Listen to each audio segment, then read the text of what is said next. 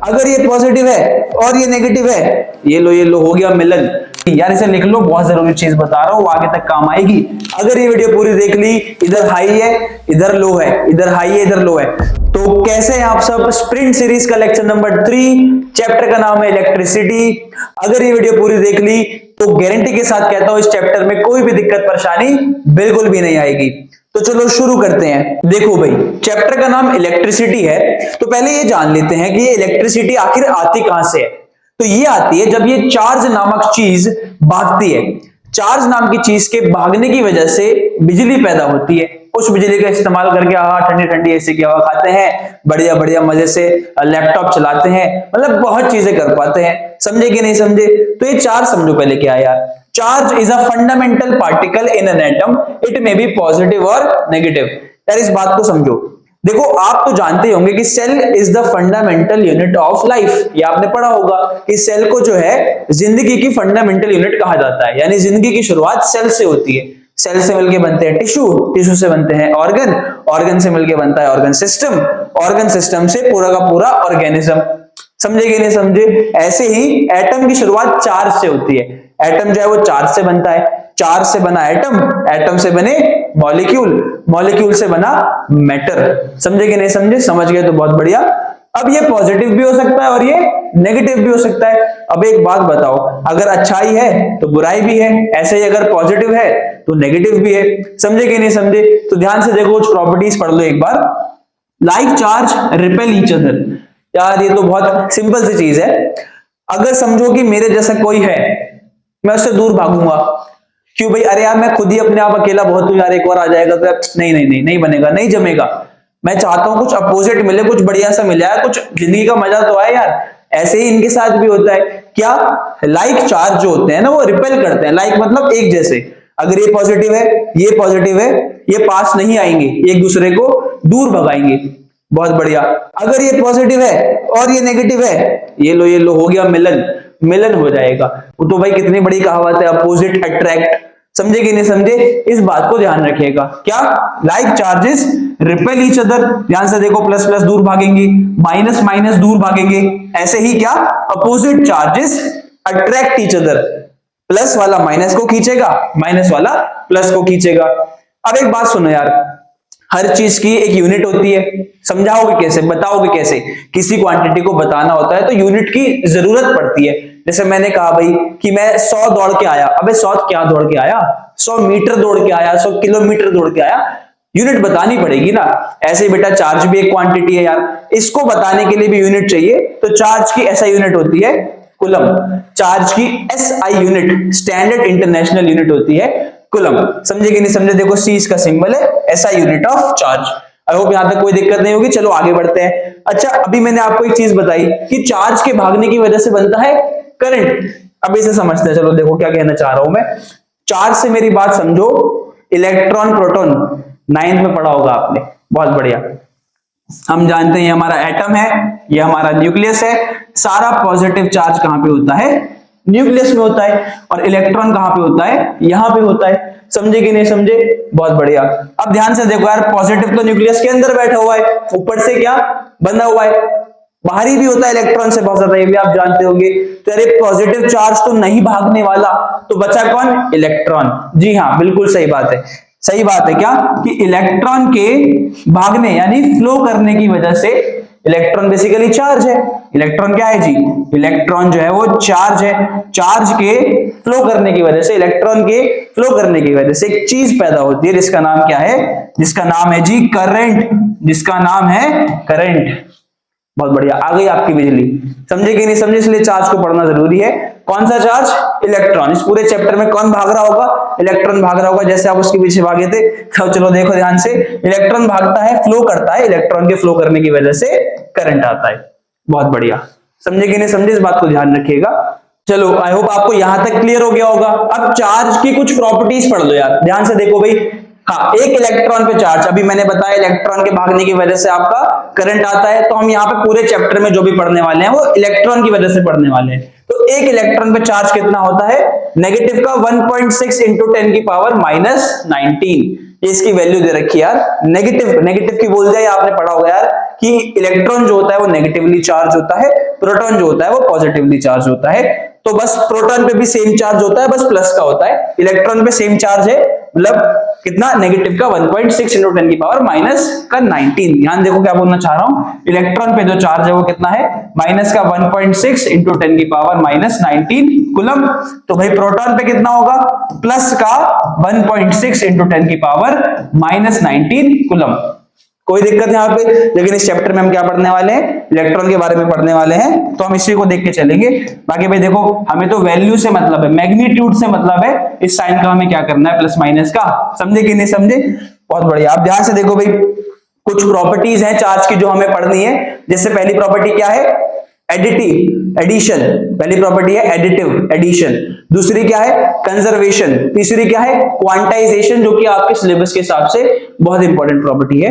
Addition समझ लो यार, क्योंकि चार्ज एक स्केलर क्वांटिटी है। स्केलर वेक्टर समझते हो ना, स्केलर मतलब जिसमें सिर्फ मैग्नीट्यूड की जरूरत होती है, वेक्टर मतलब जिसमें मैग्नीट्यूड के साथ साथ डायरेक्शन की जरूरत भी होती है। फॉर एग्जाम्पल मैंने कहा भाई मैं धक्का दे रहा हूं, तो मुझे बताना पड़ेगा ना, इस साइड दे रहा हूं, इस साइड दे रहा हूं, यानी कि फोर्स जो है वो वेक्टर क्वांटिटी है।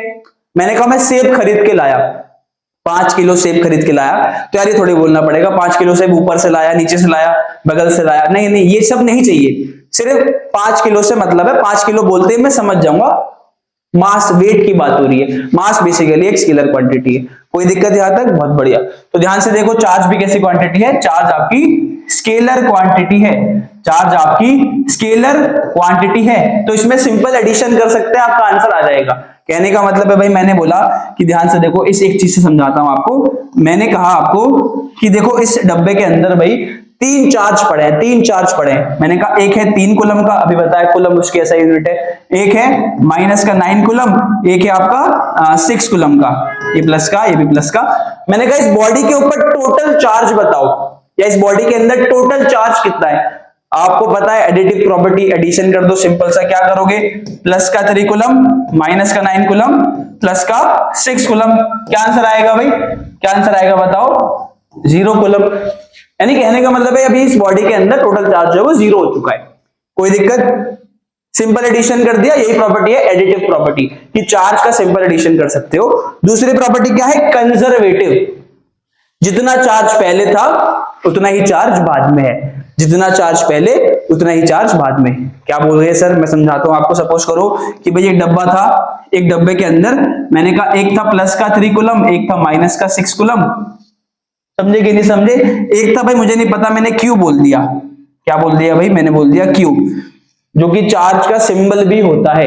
ध्यान से सुन लीजिए, चार्ज का सिंबल होता है क्यू, चार्ज का सिंबल होता है क्यू। जैसे डिस्टेंस कटी तो चार्ज का क्यू। समझे कि नहीं समझे? मैंने कहा भाई मैंने डब्बे को बहुत पीटा पकड़ के, मैंने जमीन पे मारा, कुछ भी करा, यहां मारा वहां मारा, फिर मैंने डब्बे को उठाया, फिर कह लो मैंने किसी के साथ जैसे कांटेक्ट में ले आया, तो बेसिकली इस पे चार्ज कितना हो गया, उसके बाद इस पे चार्ज हो गया 0 कूलम, 0 कूलम।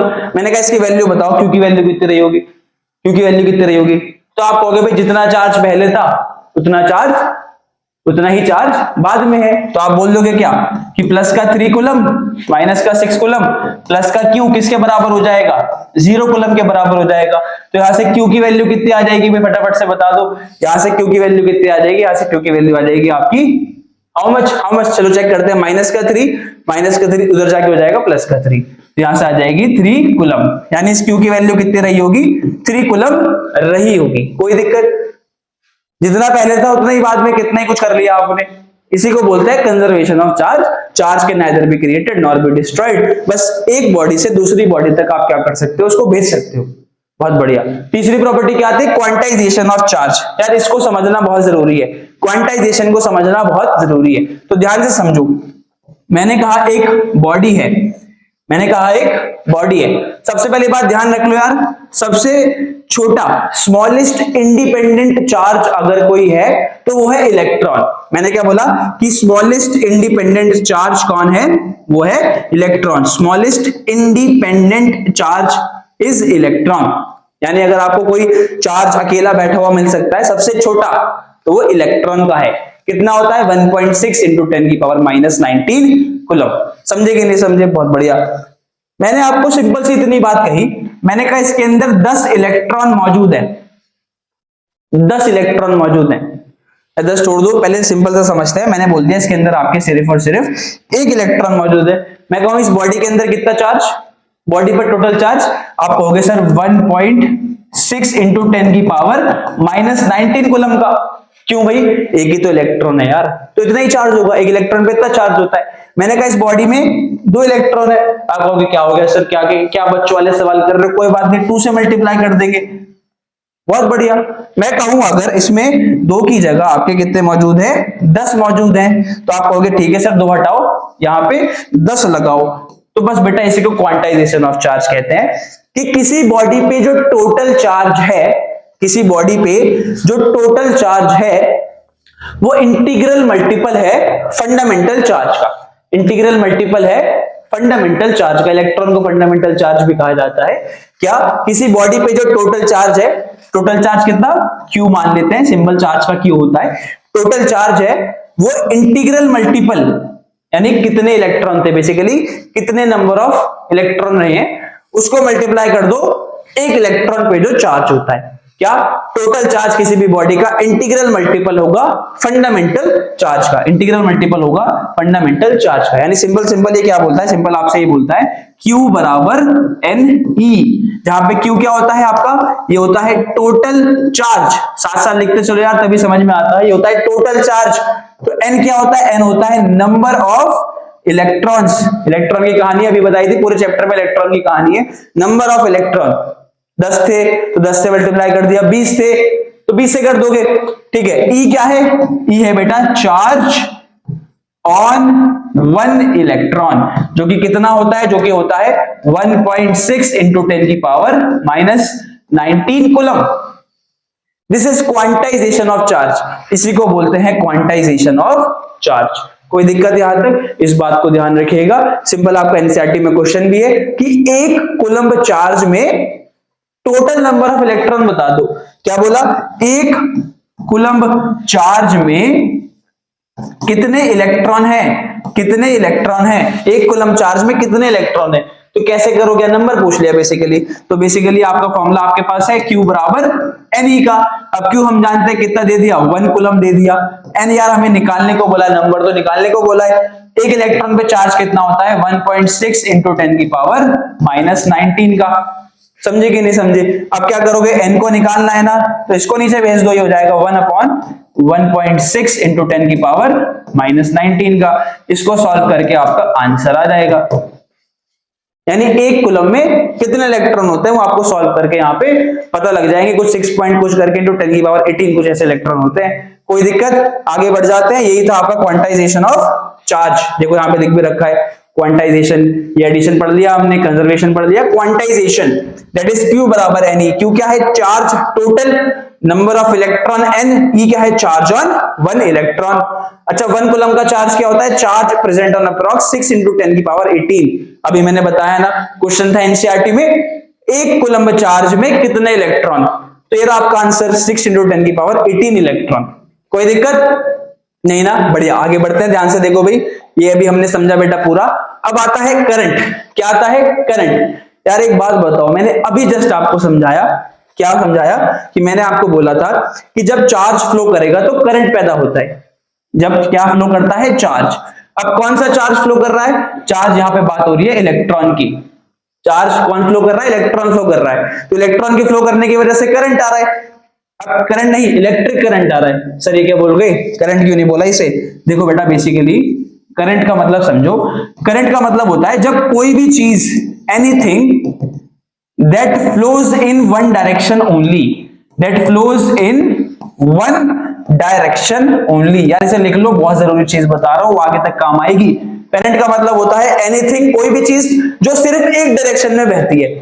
कोई भी चीज जो सिर्फ एक डायरेक्शन में फ्लो करती है उसको करंट बोला जाता है। अगर वो चीज पानी है तो वाटर करंट, अगर वो चीज हवा है तो विंड करंट, अगर वो चीज चार्ज है, अगर वो चीज क्या हो जाए, अगर वो चीज चार्ज हो जाए तो इस करंट का नाम पड़ जाएगा इलेक्ट्रिक करंट। अरे सर क्या बढ़िया बताया, समझ में आ गया, बहुत बढ़िया बच्चों। क्या? जब कोई चीज एक डायरेक्शन में बहती है तो उसका नाम पड़ता है करंट, अगर वो चीज चार्ज है तो नाम पड़ेगा इलेक्ट्रिक करंट। कोई दिक्कत? बहुत बढ़िया। तो बेटा इलेक्ट्रिक करंट की डेफिनेशन भी होती है, क्या होती है सर बताना एक बार, कि flow of charge in one direction, flow of charge in one direction is known as current, is known as current नहीं, इलेक्ट्रिक करंट। बहुत बढ़िया बच्चों, समझ गए आप?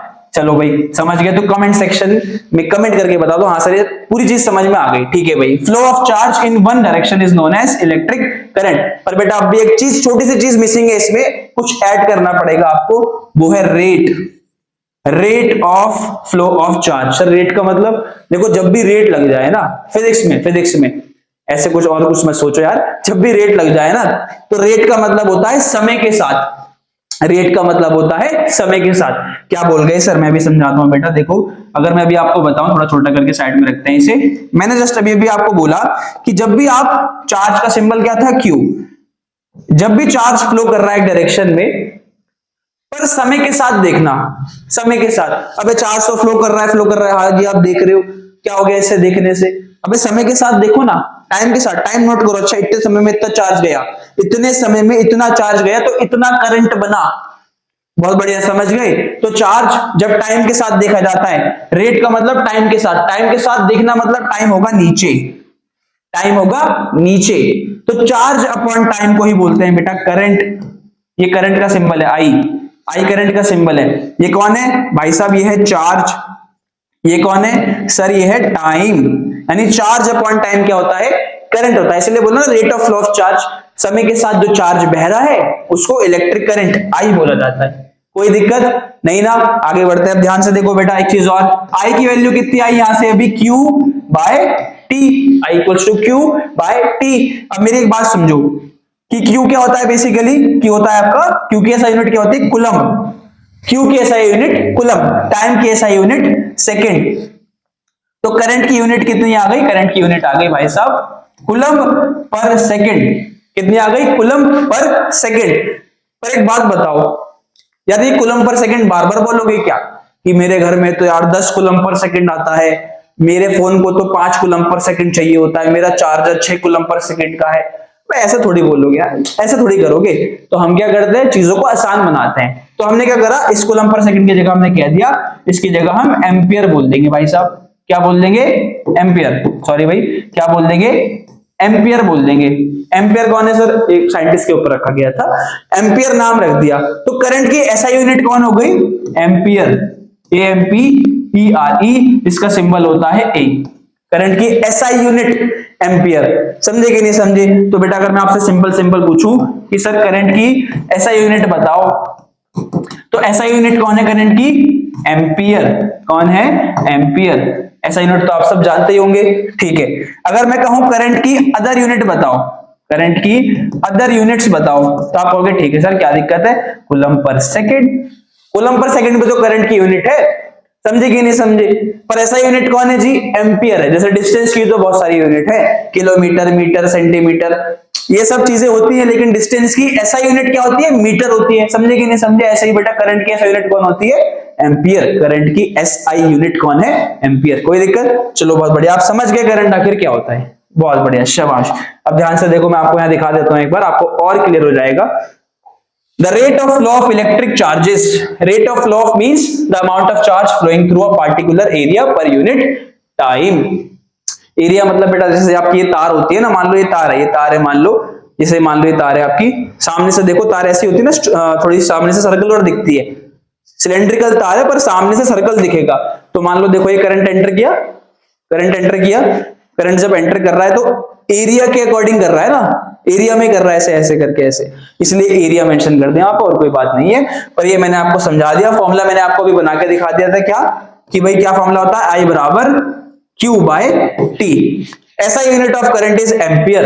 ये सब भी मैंने आपको बता दिया। क्या यहां तक क्लियर हुआ? बहुत बढ़िया।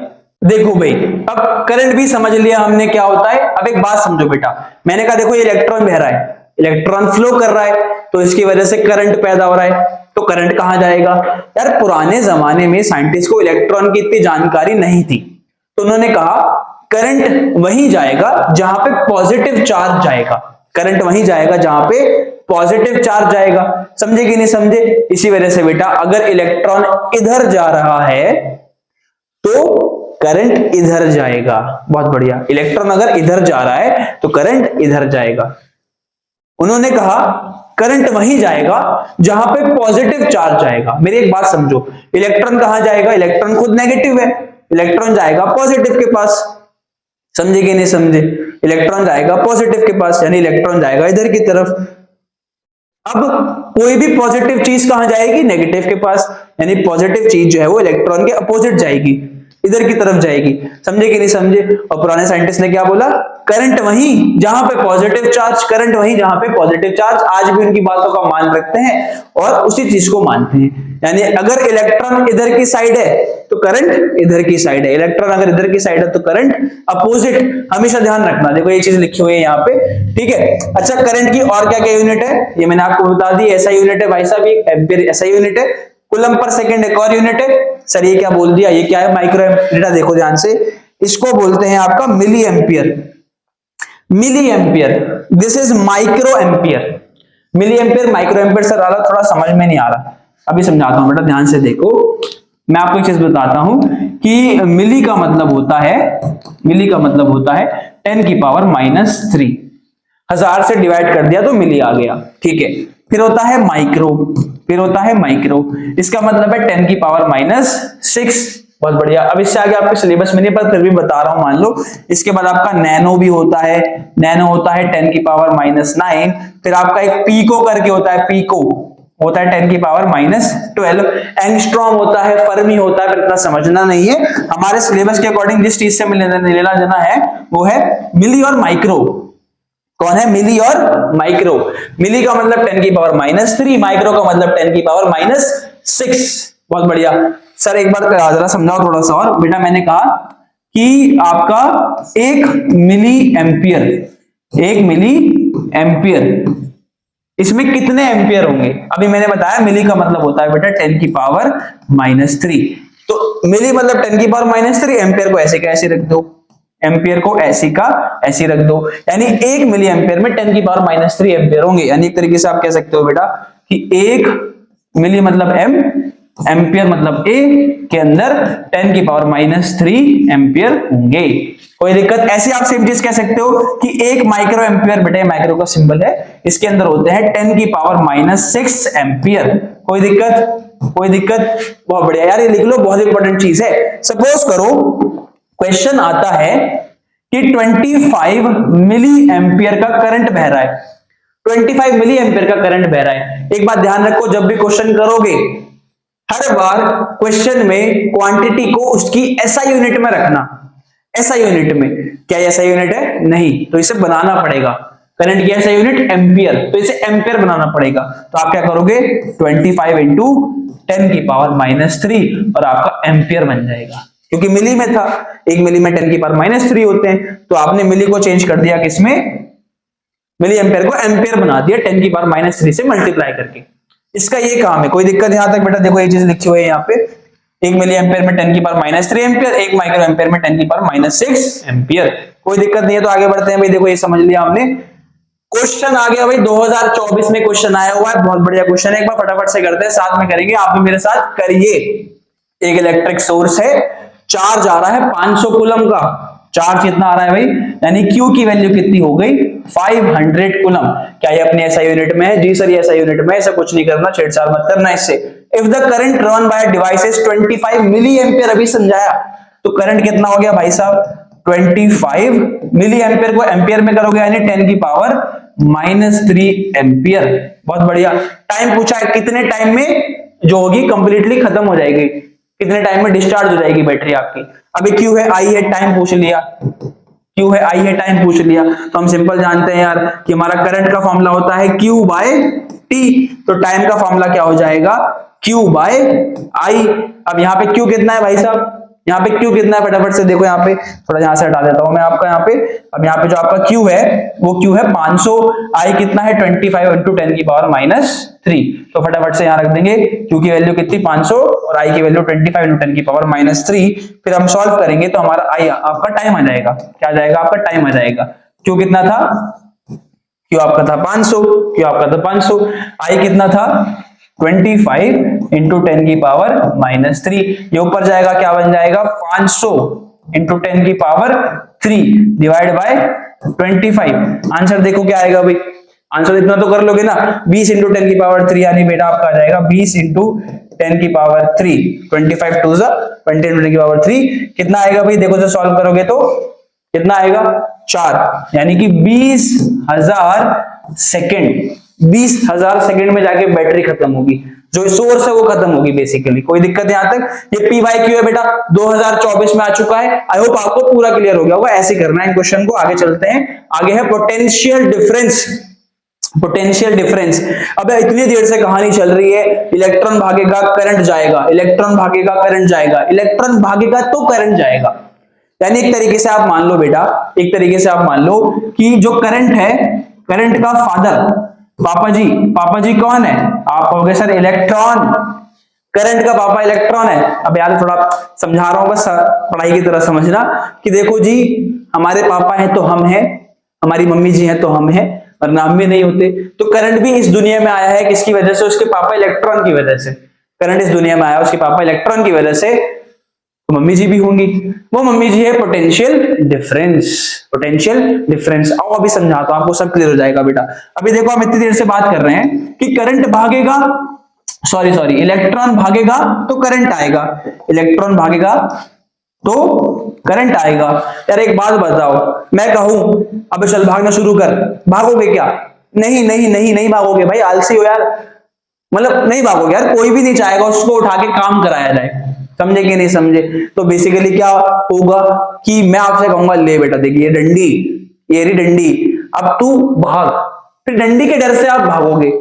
यानी बेटा अगर आपको कोई काम कराना है, मतलब बेसिकली किसी चीज को भगाना है, तो उसके लिए कुछ करना पड़ेगा आपको, उसके सामने कुछ रखना पड़ेगा, उसको डर दिखाना पड़ेगा या कुछ लालच देना पड़ेगा, कुछ लालच देना पड़ेगा, समझे कि नहीं समझे? ऐसे इलेक्ट्रॉन को भी भगाना है ना, तो इलेक्ट्रॉन को भी लालच देना पड़ता है। क्या देना पड़ता है जी? लालच। अब इसको क्या लालच दोगे यार? देखो इलेक्ट्रॉन है भाई नेगेटिव, नेगेटिव। अभी पढ़ा अपोजिट अट्रैक्ट। अगर इलेक्ट्रॉन के सामने कोई पॉजिटिव चीज लगा दी जाए तो इलेक्ट्रॉन भाई पागल हो जाएगा, अरे पॉजिटिव पॉजिटिव, भागूंगा भागूंगा, समझे कि नहीं समझे? तो बेसिकली बेटा अगर आप क्या करो, यहाँ पे एक चीज लगा दो ऐसे करके, जो कि कैसी हो? पॉजिटिव हो, जो कि कैसी हो? पॉजिटिव हो। चलिए पॉजिटिव कहां से आएगी वो भी समझेंगे। अगर आपने इसके सामने एक पॉजिटिव चीज लगा दी, इलेक्ट्रॉन फट से भागेगा, इसकी तरफ भागेगा, भागेगा तो करंट बनेगा, भागेगा तो करंट बनेगा, समझे कि नहीं समझे? अगर पॉजिटिव है तो बेटा यहाँ पे आपको एक नेगेटिव चीज भी लगानी पड़ेगी, यहाँ पे आपको एक नेगेटिव चीज भी लगानी पड़ेगी। हाँ, तो क्या आपको इतना समझ में आया कि भाई पॉजिटिव उधर की तरफ लगाओगे तो उधर नेगेटिव लगाना पड़ेगा आपको यार, इधर आपको नेगेटिव लगाना पड़ेगा, समझे कि नहीं समझे? भाई पॉजिटिव है तो नेगेटिव भी होगा यार, ठीक है? तो आपने इलेक्ट्रॉन को लालच देने के लिए उस साइड पॉजिटिव लगा दिया, उस साइड पॉजिटिव लगा दिया, समझे कि नहीं समझे? हाँ सर समझ गए, सब समझ में आ गया, बहुत बढ़िया। तो बेटा एक बात ध्यान से समझो, यहाँ पे सब पॉजिटिव है, यहाँ पे सब क्या है? पॉजिटिव। यार देखो पोटेंशियल का मतलब बेसिकली बेटा एनर्जी होता है। जब यहाँ पे सब कुछ पॉजिटिव है तो यहाँ पे सारी एनर्जी कैसी है? पॉजिटिव एनर्जी है। तो एक तरीके से आप बोलोगे यहाँ पे सब पॉजिटिव पोटेंशियल है, यहाँ पे सब क्या है? Positive potential. और एक बात सुन लो, पॉजिटिव पोटेंशियल को ना बाय कन्वेंशन, बाय डिफॉल्ट शुरू से हाई माना गया है, हाई पोटेंशियल बोलते हैं इसे। क्या बोलते हैं इसे? High potential. सर ऐसे क्यों कर दिया? अब यार कर दिया, देखो पढ़ लो, मानते हैं ना, मान लेते हैं, मान लिया पॉजिटिव पोटेंशियल को हाई पोटेंशियल बोल दिया। अगर पॉजिटिव वाली हाई पोटेंशियल है तो भाई साहब नेगेटिव वाली क्या होगी? नेगेटिव वाली आपकी होगी लो पोटेंशियल। नेगेटिव वाली क्या होगी? Low potential. तो ये होती है आपकी लो पोटेंशियल। कोई दिक्कत यहां तक? अब मेरी बात समझो बेटा, जब पोटेंशियल का डिफरेंस था तभी तो करंट भागा, जब पोटेंशियल का डिफरेंस था तभी तो करंट भागा। ऐसा नहीं कि सिर्फ पॉजिटिव लगाओगे तो करंट भाग पड़ेगा, बेटा नेगेटिव भी लगाना पड़ेगा, ठीक है, एक पोटेंशियल का डिफरेंस होगा तो ही करंट भागेगा। इधर हाई है इधर लो है, इधर हाई है इधर लो है। अरे आपको एग्जांपल देता हूं, एक मान लो भाई कि इधर पानी ज्यादा है इधर पानी कम है, आपने कनेक्ट कर दिया तो पानी धीरे धीरे धीरे धीरे क्या होगा, ऐसे ऐसे ऐसे ऐसे बराबर हो जाएगा। हाई टू लो, कोई भी चीज हाई टू लो जाती है तो वो तभी जाएगी जब एक इम्बैलेंस होगा, जब बैलेंस नहीं होगा तभी तो जाएगी ना, तभी तो मूव करेगा। बैलेंस हो गया फिर कोई एक चीज क्यों मूव करेगी यार। तो आपने सिर्फ पॉजिटिव लगा दिया, यहाँ पे तो कुछ लगाना पड़ेगा ना, या नेगेटिव लगाना पड़ेगा। ये हाई पोटेंशियल ये लो पोटेंशियल, तो एक इम्बैलेंस है, समझे कि नहीं समझे, बैलेंस नहीं है यहाँ पे। तो इलेक्ट्रॉन देखेगा भाई मुझे तो पॉजिटिव पे जाना है, ठीक है। तो इस पोटेंशियल के डिफरेंस की वजह से इलेक्ट्रॉन भागता है, इलेक्ट्रॉन भागता है तो करंट आता है। वाह सर बढ़िया, समझ में आ गया, बहुत बढ़िया बेटा, यही कहानी थी इसकी कि पोटेंशियल डिफरेंस आपको बनाना पड़ेगा अगर आप चाहते हो करंट बने। तो करंट को बनाने के लिए पोटेंशियल डिफरेंस को बनाना पड़ता है। सर ये पोटेंशियल डिफरेंस कौन बनाता है बेटा, इसके लिए हम काम लेते हैं किसका, इसके लिए हम काम लेते हैं आपका सेल का। सेल, अब ये बायो वाला सेल नहीं है, ये फिजिक्स वाला इलेक्ट्रिक सेल बोलते हैं, इसे क्या बोलते हैं, इलेक्ट्रिक सेल। इलेक्ट्रिक सेल, इसे ड्राई सेल भी कहते हैं बच्चों, ड्राई सेल भी कहते हैं। इसमें कोई लिक्विड नहीं होता, रॉड वगैरह होती है, कार्बन रॉड वगैरह ये सब चीजें होती है। तो बेसिकली जब आप एक पोटेंशियल डिफरेंस को बना देते हो, हाई पोटेंशियल लो पोटेंशियल, जब आप एक पोटेंशियल डिफरेंस को बना देते हो तो इलेक्ट्रॉन भागता है, इलेक्ट्रॉन भागता है तो करंट आता है। बहुत बढ़िया, यही तो हम चाहते हैं। पोटेंशियल डिफरेंस कौन बनाएगा, इलेक्ट्रिक सेल, जिसे ड्राई सेल भी कहा जाता है। कोई दिक्कत यहां तक नहीं सर, सब समझ में आ गया, आगे चलते हैं। तो ध्यान से देखो बेटा, work done to move a unit charge from one point to another. Sir इसका मतलब ये वर्क डन कहां से आ गया, समझाता हूं, अभी समझाता हूं। ध्यान से देखो बेटा, कहानी ये है कि देखो अभी मैंने आपको बोला कि इधर नेगेटिव इधर पॉजिटिव, ये पॉजिटिव इलेक्ट्रॉन जो है वो यहां से यहां तक जाएगा।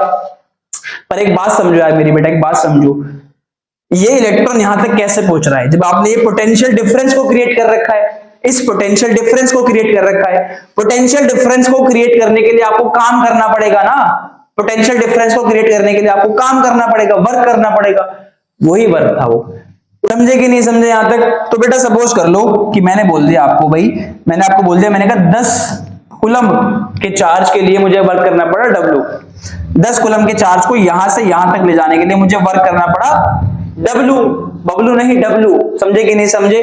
तो मुझे एक बात बताओ, 10 कूलम के चार्ज को यहां से ले जाने के लिए W वर्क करना पड़ा है, तो 1 कूलम के चार्ज को ले जाने के लिए कितना वर्क करना पड़ेगा आपको, वैसा W by 10 coulomb, W by 10 coulomb. एक बात समझो यार बेटा, W तो W है जी, 10 कूलम क्या है, टोटल चार्ज, 10 कूलम क्या है, टोटल चार्ज, समझे कि नहीं समझे। यानी 10 कूलम के लिए W वर्क करना पड़ा था, तो 1 कूलम के लिए W बाय Q वर्क करना पड़ेगा, और यही वर्क हमारा बन जाता है पोटेंशियल डिफरेंस। यही वर्क क्या है, पोटेंशियल डिफरेंस। अब यही वर्क तो आप कर रहे हो पोटेंशियल डिफरेंस को क्रिएट करने के लिए, समझे कि नहीं समझे। तो 1 कूलम के पोटेंशियल, 1 कूलम को पोटेंशियल डिफरेंस अगर क्रिएट करना है W बाय Q करना पड़ेगा, यानी 1 कूलम को फ्लो कराने के लिए आपको W बाय Q का पोटेंशियल डिफरेंस क्रिएट करना पड़ेगा। कोई दिक्कत यहां तक। तो देखो यहाँ पे सब साथ बेटा ये लिखा हुआ है यहाँ पे आपका, work done to move a unit charge. Unit charge का मतलब क्या है, 1 coulomb, from one point to another, एक पॉइंट से दूसरे पॉइंट तक। ध्यान से देखो, एक पॉइंट से दूसरे पॉइंट तक, एक पॉइंट से दूसरे पॉइंट तक, कोई दिक्कत यहां तक। यही सेम चीज दे रखी है, V equals to W by Q, V equals to W by Q। एक और बात समझो यार, V का फॉर्मूला बन गया W बाय Q। अब मुझे एक बात बताओ, ये V की वैल्यू 1 कब होगी, V की वैल्यू 1 कब होगी, कब होगी, हम बताते हैं कब होगी, जब 1 जूल का वर्क की ऐसा यूनिट जूल होती है, 1 जूल का वर्क करना पड़े 1 कूलम के चार्ज को फ्लो कराने के लिए एक पॉइंट से दूसरे पॉइंट तक। When 1 joule of work is done to move a unit charge from one point to another is known as 1 volt, is known as 1 volt। Volt का सिंबल भी होता है बेटा, वोल्ट का सिंबल भी 1 वोल्ट। तो 1 वोल्ट बेसिकली क्या है, 1 जूल बाय 1 कूलम। ध्यान से देखो यहाँ पे सेम चीज दे रखी होगी आपको, when 1 joule work is done in carrying 1 coulomb charge then potential difference is called 1 volt, is called 1 volt। कोई दिक्कत यहां तक, बहुत बढ़िया। ऐसा यूनिट ऑफ पोटेंशियल डिफरेंस क्या हो गई, वोल्ट हो गई। अभी समझाया, वोल्ट मतलब V, 1 वोल्ट मतलब 1 जूल पर कूलम। कोई दिक्कत, आगे चलते हैं। ध्यान से देखो भाई यहाँ पे, ये रहा पॉजिटिव टर्मिनल, नेगेटिव टर्मिनल। मैंने आपको कहा था पहले कि पोटेंशियल डिफरेंस कौन क्रिएट करेगा? सेल क्रिएट करेगा। देखो ये आपका सेल, इलेक्ट्रिक सेल, इसे ड्राई सेल भी कहते हैं। इसकी एक तरफ होता है पॉजिटिव टर्मिनल, एक तरफ होता है नेगेटिव टर्मिनल।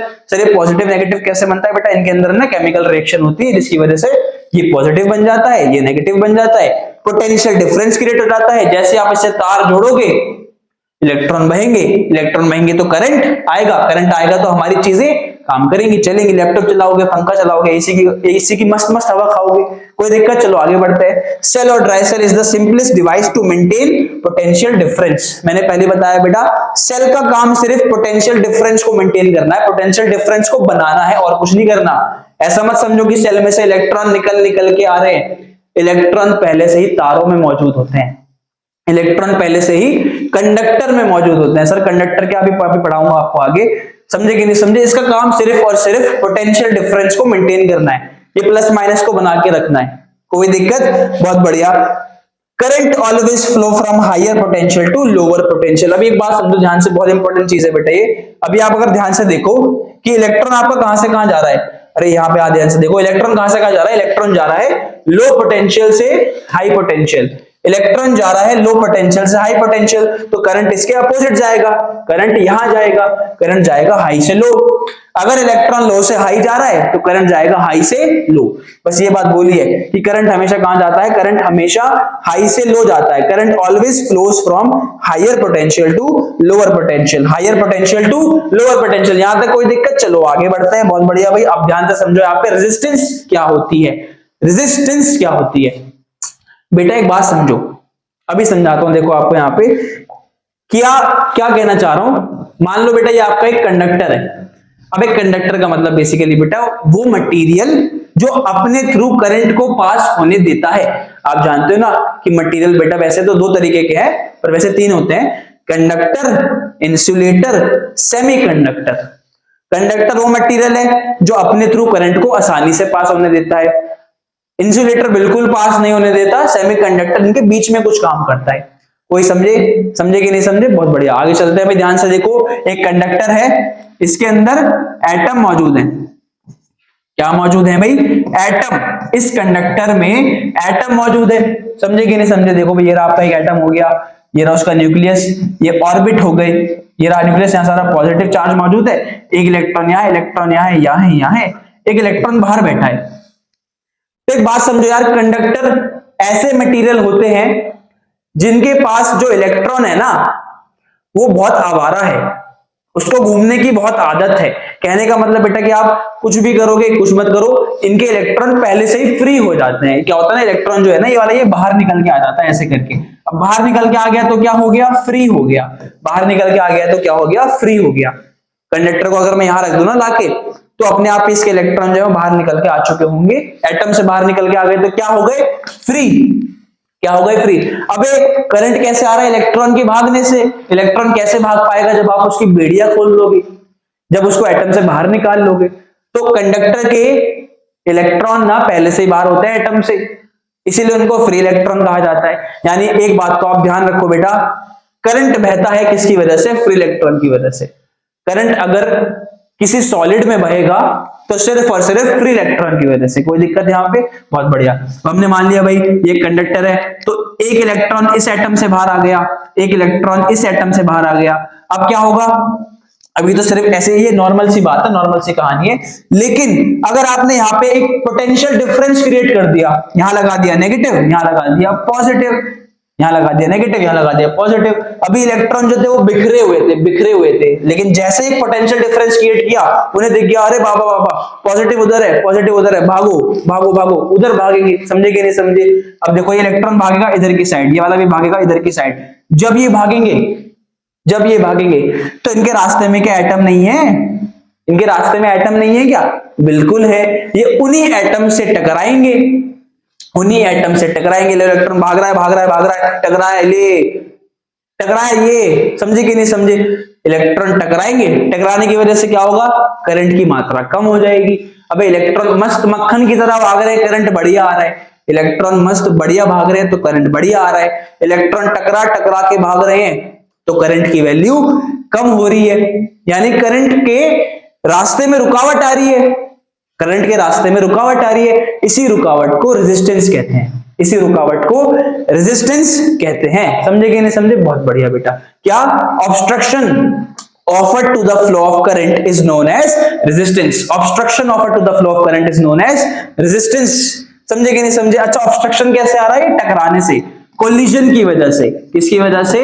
कोलिजन्स की वजह से, टकराने की वजह से रेजिस्टेंस मिल रहा है। कोलिजन ज्यादा होंगे तो रेजिस्टेंस ज्यादा मिलेगा, करंट की मात्रा कम हो जाएगी। समझे कि नहीं समझे? बहुत बढ़िया, मुझे लगता है आप सब समझ गए होंगे यार। तो ध्यान से देखो, property of the material which resist the flow of electric current through it. Material के ऊपर डिपेंड कर रहा है यार। कंडक्टर में फ्री इलेक्ट्रॉन बहुत ज्यादा है, समझे कि नहीं समझे? तो बेसिकली फ्री इलेक्ट्रॉन बहुत ज्यादा होने की वजह से सारे के सारे भागता है पागलों की तरह, करंट अच्छा खासा आ जाता है, चाहे टकराना कितना भी हो। इंसुलेटर की बात करें, इंसुलेटर में फ्री इलेक्ट्रॉन ही नहीं होते, बहुत होते ही नहीं है, फ्री इलेक्ट्रॉन ही नहीं मिलते। फ्री इलेक्ट्रॉन नहीं मिलेंगे तो ऑब्वियस सी बात है, रेजिस्टेंस बहुत ज्यादा मानी जाएगी ना उसकी। फ्री इलेक्ट्रॉन नहीं मिल रहे, करंट को पास होने नहीं दे रहा, यानी कि उसकी रेजिस्टेंस बहुत ज्यादा है। यानी कि बेटे मटेरियल की प्रॉपर्टी होती है, मटेरियल के ऊपर डिपेंड करता है कि आपके जो एटम वगैरह है कैसे बैठे हैं मटेरियल के अंदर। समझे कि नहीं समझे? फ्री इलेक्ट्रॉन कितने हैं है कि नहीं है, उसके ऊपर डिपेंड कर रहा है। बहुत बढ़िया, आगे ध्यान से देखो, ये मैंने आपको समझा दिया कि फ्री इलेक्ट्रॉन ऐसे होते हैं मेटल के अंदर। समझे कि नहीं समझे? लेकिन जैसे ही आप एक पोटेंशियल डिफरेंस को क्रिएट करते हो, जैसे ही आप एक पोटेंशियल डिफरेंस को क्रिएट करते हो, सारे के सारे एक डायरेक्शन में भागते हैं। ध्यान से देखो, ये वाला इससे टकराएगा, ये वाला इससे टकराएगा, टकराने की वजह से क्या होगा? करंट की मात्रा में कमी आएगी, इसी को बोलते हैं रेजिस्टेंस। बहुत बढ़िया। अब ध्यान से देखो बेटा, किन किन चीजों पर रेजिस्टेंस डिपेंड करती है, ये समझाता हूं। किन किन चीजों पर रेजिस्टेंस आपकी डिपेंड करती है। सबसे पहली बात, मान लो ये एक तार है। अबे तार मतलब एक कंडक्टर है, तार ही तो कंडक्टर होगी, ठीक है। तार एक कंडक्टर है मान लेते हैं यहाँ पे। इसकी लेंथ मान लो कितनी है? L, लेंथ है L, और इसका ये जो एरिया है कितना है? A, एरिया कितना है? A। अब मेरी एक बात ध्यान से समझो यार, लेंथ अगर ज्यादा होगी, लेंथ अगर ज्यादा होगी तो इलेक्ट्रॉन को ज्यादा दूरी चलनी पड़ेगी। मान लो भाई यहाँ पे मैंने लगा दिया माइनस, यहां लगा दिया प्लस, तो इलेक्ट्रॉन को प्लस तक पहुंचने के लिए ज्यादा दूरी चलनी पड़ेगी। ज्यादा दूरी मतलब ज्यादा टकराना, ज्यादा टकराना मतलब ज्यादा रेजिस्टेंस। बहुत बढ़िया, यानी कि पहली बात तो resistance is directly proportional to length, length ज्यादा रेजिस्टेंस भी ज्यादा। अब मेरी एक बात समझो, अगर एरिया तार का ज्यादा हो जाए, अभी इतनी सी तार थी, इतनी सी तार का मतलब इतनी सी जगह में एटम, इतनी सी जगह में क्या होगा? इलेक्ट्रॉन जब भागेगा तो टकराना ज्यादा होगा, कोलिजन ज्यादा होंगे। समझे कि नहीं समझे? यानी अगर एरिया कम है तो कोलिजन ज्यादा हो रहे हैं, यानी रेजिस्टेंस ज्यादा है। एरिया कम है तो रेजिस्टेंस ज्यादा है। जैसे आपने एरिया बढ़ा दिया तार का एरिया बढ़ा दिया, एरिया बढ़ाने से क्या हुआ? इलेक्ट्रॉन को जगह मिल गई भागने की, टकराना कम हो गया, कोलिजन कम हो गए, रेजिस्टेंस कम हो गई। बहुत बढ़िया। यानी दूसरी बात क्या? Resistance is inversely proportional to area. दूसरी बात समझ में आ गई आपको? बहुत बढ़िया। तीसरी बात क्या थी? मटेरियल की प्रॉपर्टी थी ना, मटेरियल की प्रॉपर्टी थी ना कि कंडक्टर की रेजिस्टेंस अलग होती है, इंसुलेटर की अलग होती है। समझे कि नहीं समझे? इसीलिए तीसरी प्रॉपर्टी होती है क्या? रो। इसे बोलते हैं बेटा रेजिस्टिविटी। क्या बोलते हैं? रेजिस्टिविटी। रेजिस्टिविटी बेसिकली क्या है? Property of material, property of material, यानी कि मटेरियल के ऊपर डिपेंड कर रहा है। तो तीसरा क्या हो गया? रो हो गया। तीसरा क्या हो गया? रो। आर डायरेक्टली प्रोपोर्शनल टू रो। रो ज्यादा, रेजिस्टिविटी ज्यादा, तो आर ज्यादा, रेजिस्टेंस ज्यादा। यानी बेटा समझो, मेरी एक बात समझो कि भाई मैं हूं 100 किलो का हूं, मैं लो ये लो, मेरे से लड़ाई करनी है ना, तो देखो भाई मैं 10 बंदों को आराम से मार सकता हूं। ऐसा मान लो ना कि आप चलो आप 100 किलो, आप वो बढ़िया एकदम सुपरमैन हो, आपके अंदर ताकत है 10 लोगों को मारने की। लेकिन अगर आपके सामने 2 लोग आ रहे हैं तो उनको तो बहुत आराम से मार दोगे आप। समझे कि नहीं समझे? समझे कि नहीं समझे? तो बेसिकली ये ताकत की बात है। ये ताकत अगर ज्यादा होगी तो आराम से पिटाई हो पाएगी इलेक्ट्रॉन की। ये ताकत अगर ज्यादा होगी तो इलेक्ट्रॉन की पिटाई आराम से हो पाएगी। समझे कि नहीं समझे? तो जितनी ज्यादा रेजिस्टिविटी उतनी ज्यादा रेजिस्टेंस, उतनी ज्यादा रेजिस्टेंस। कोई दिक्कत यहां तक? तो यहां से हमें भाई 3 बात समझ में आ गई। क्या भाई? R directly proportional to length, R inversely proportional to area, R वैसे तो हम उसको लिखेंगे नहीं क्योंकि वो रेजिस्टिविटी जो होती है वो कांस्टेंट होती है।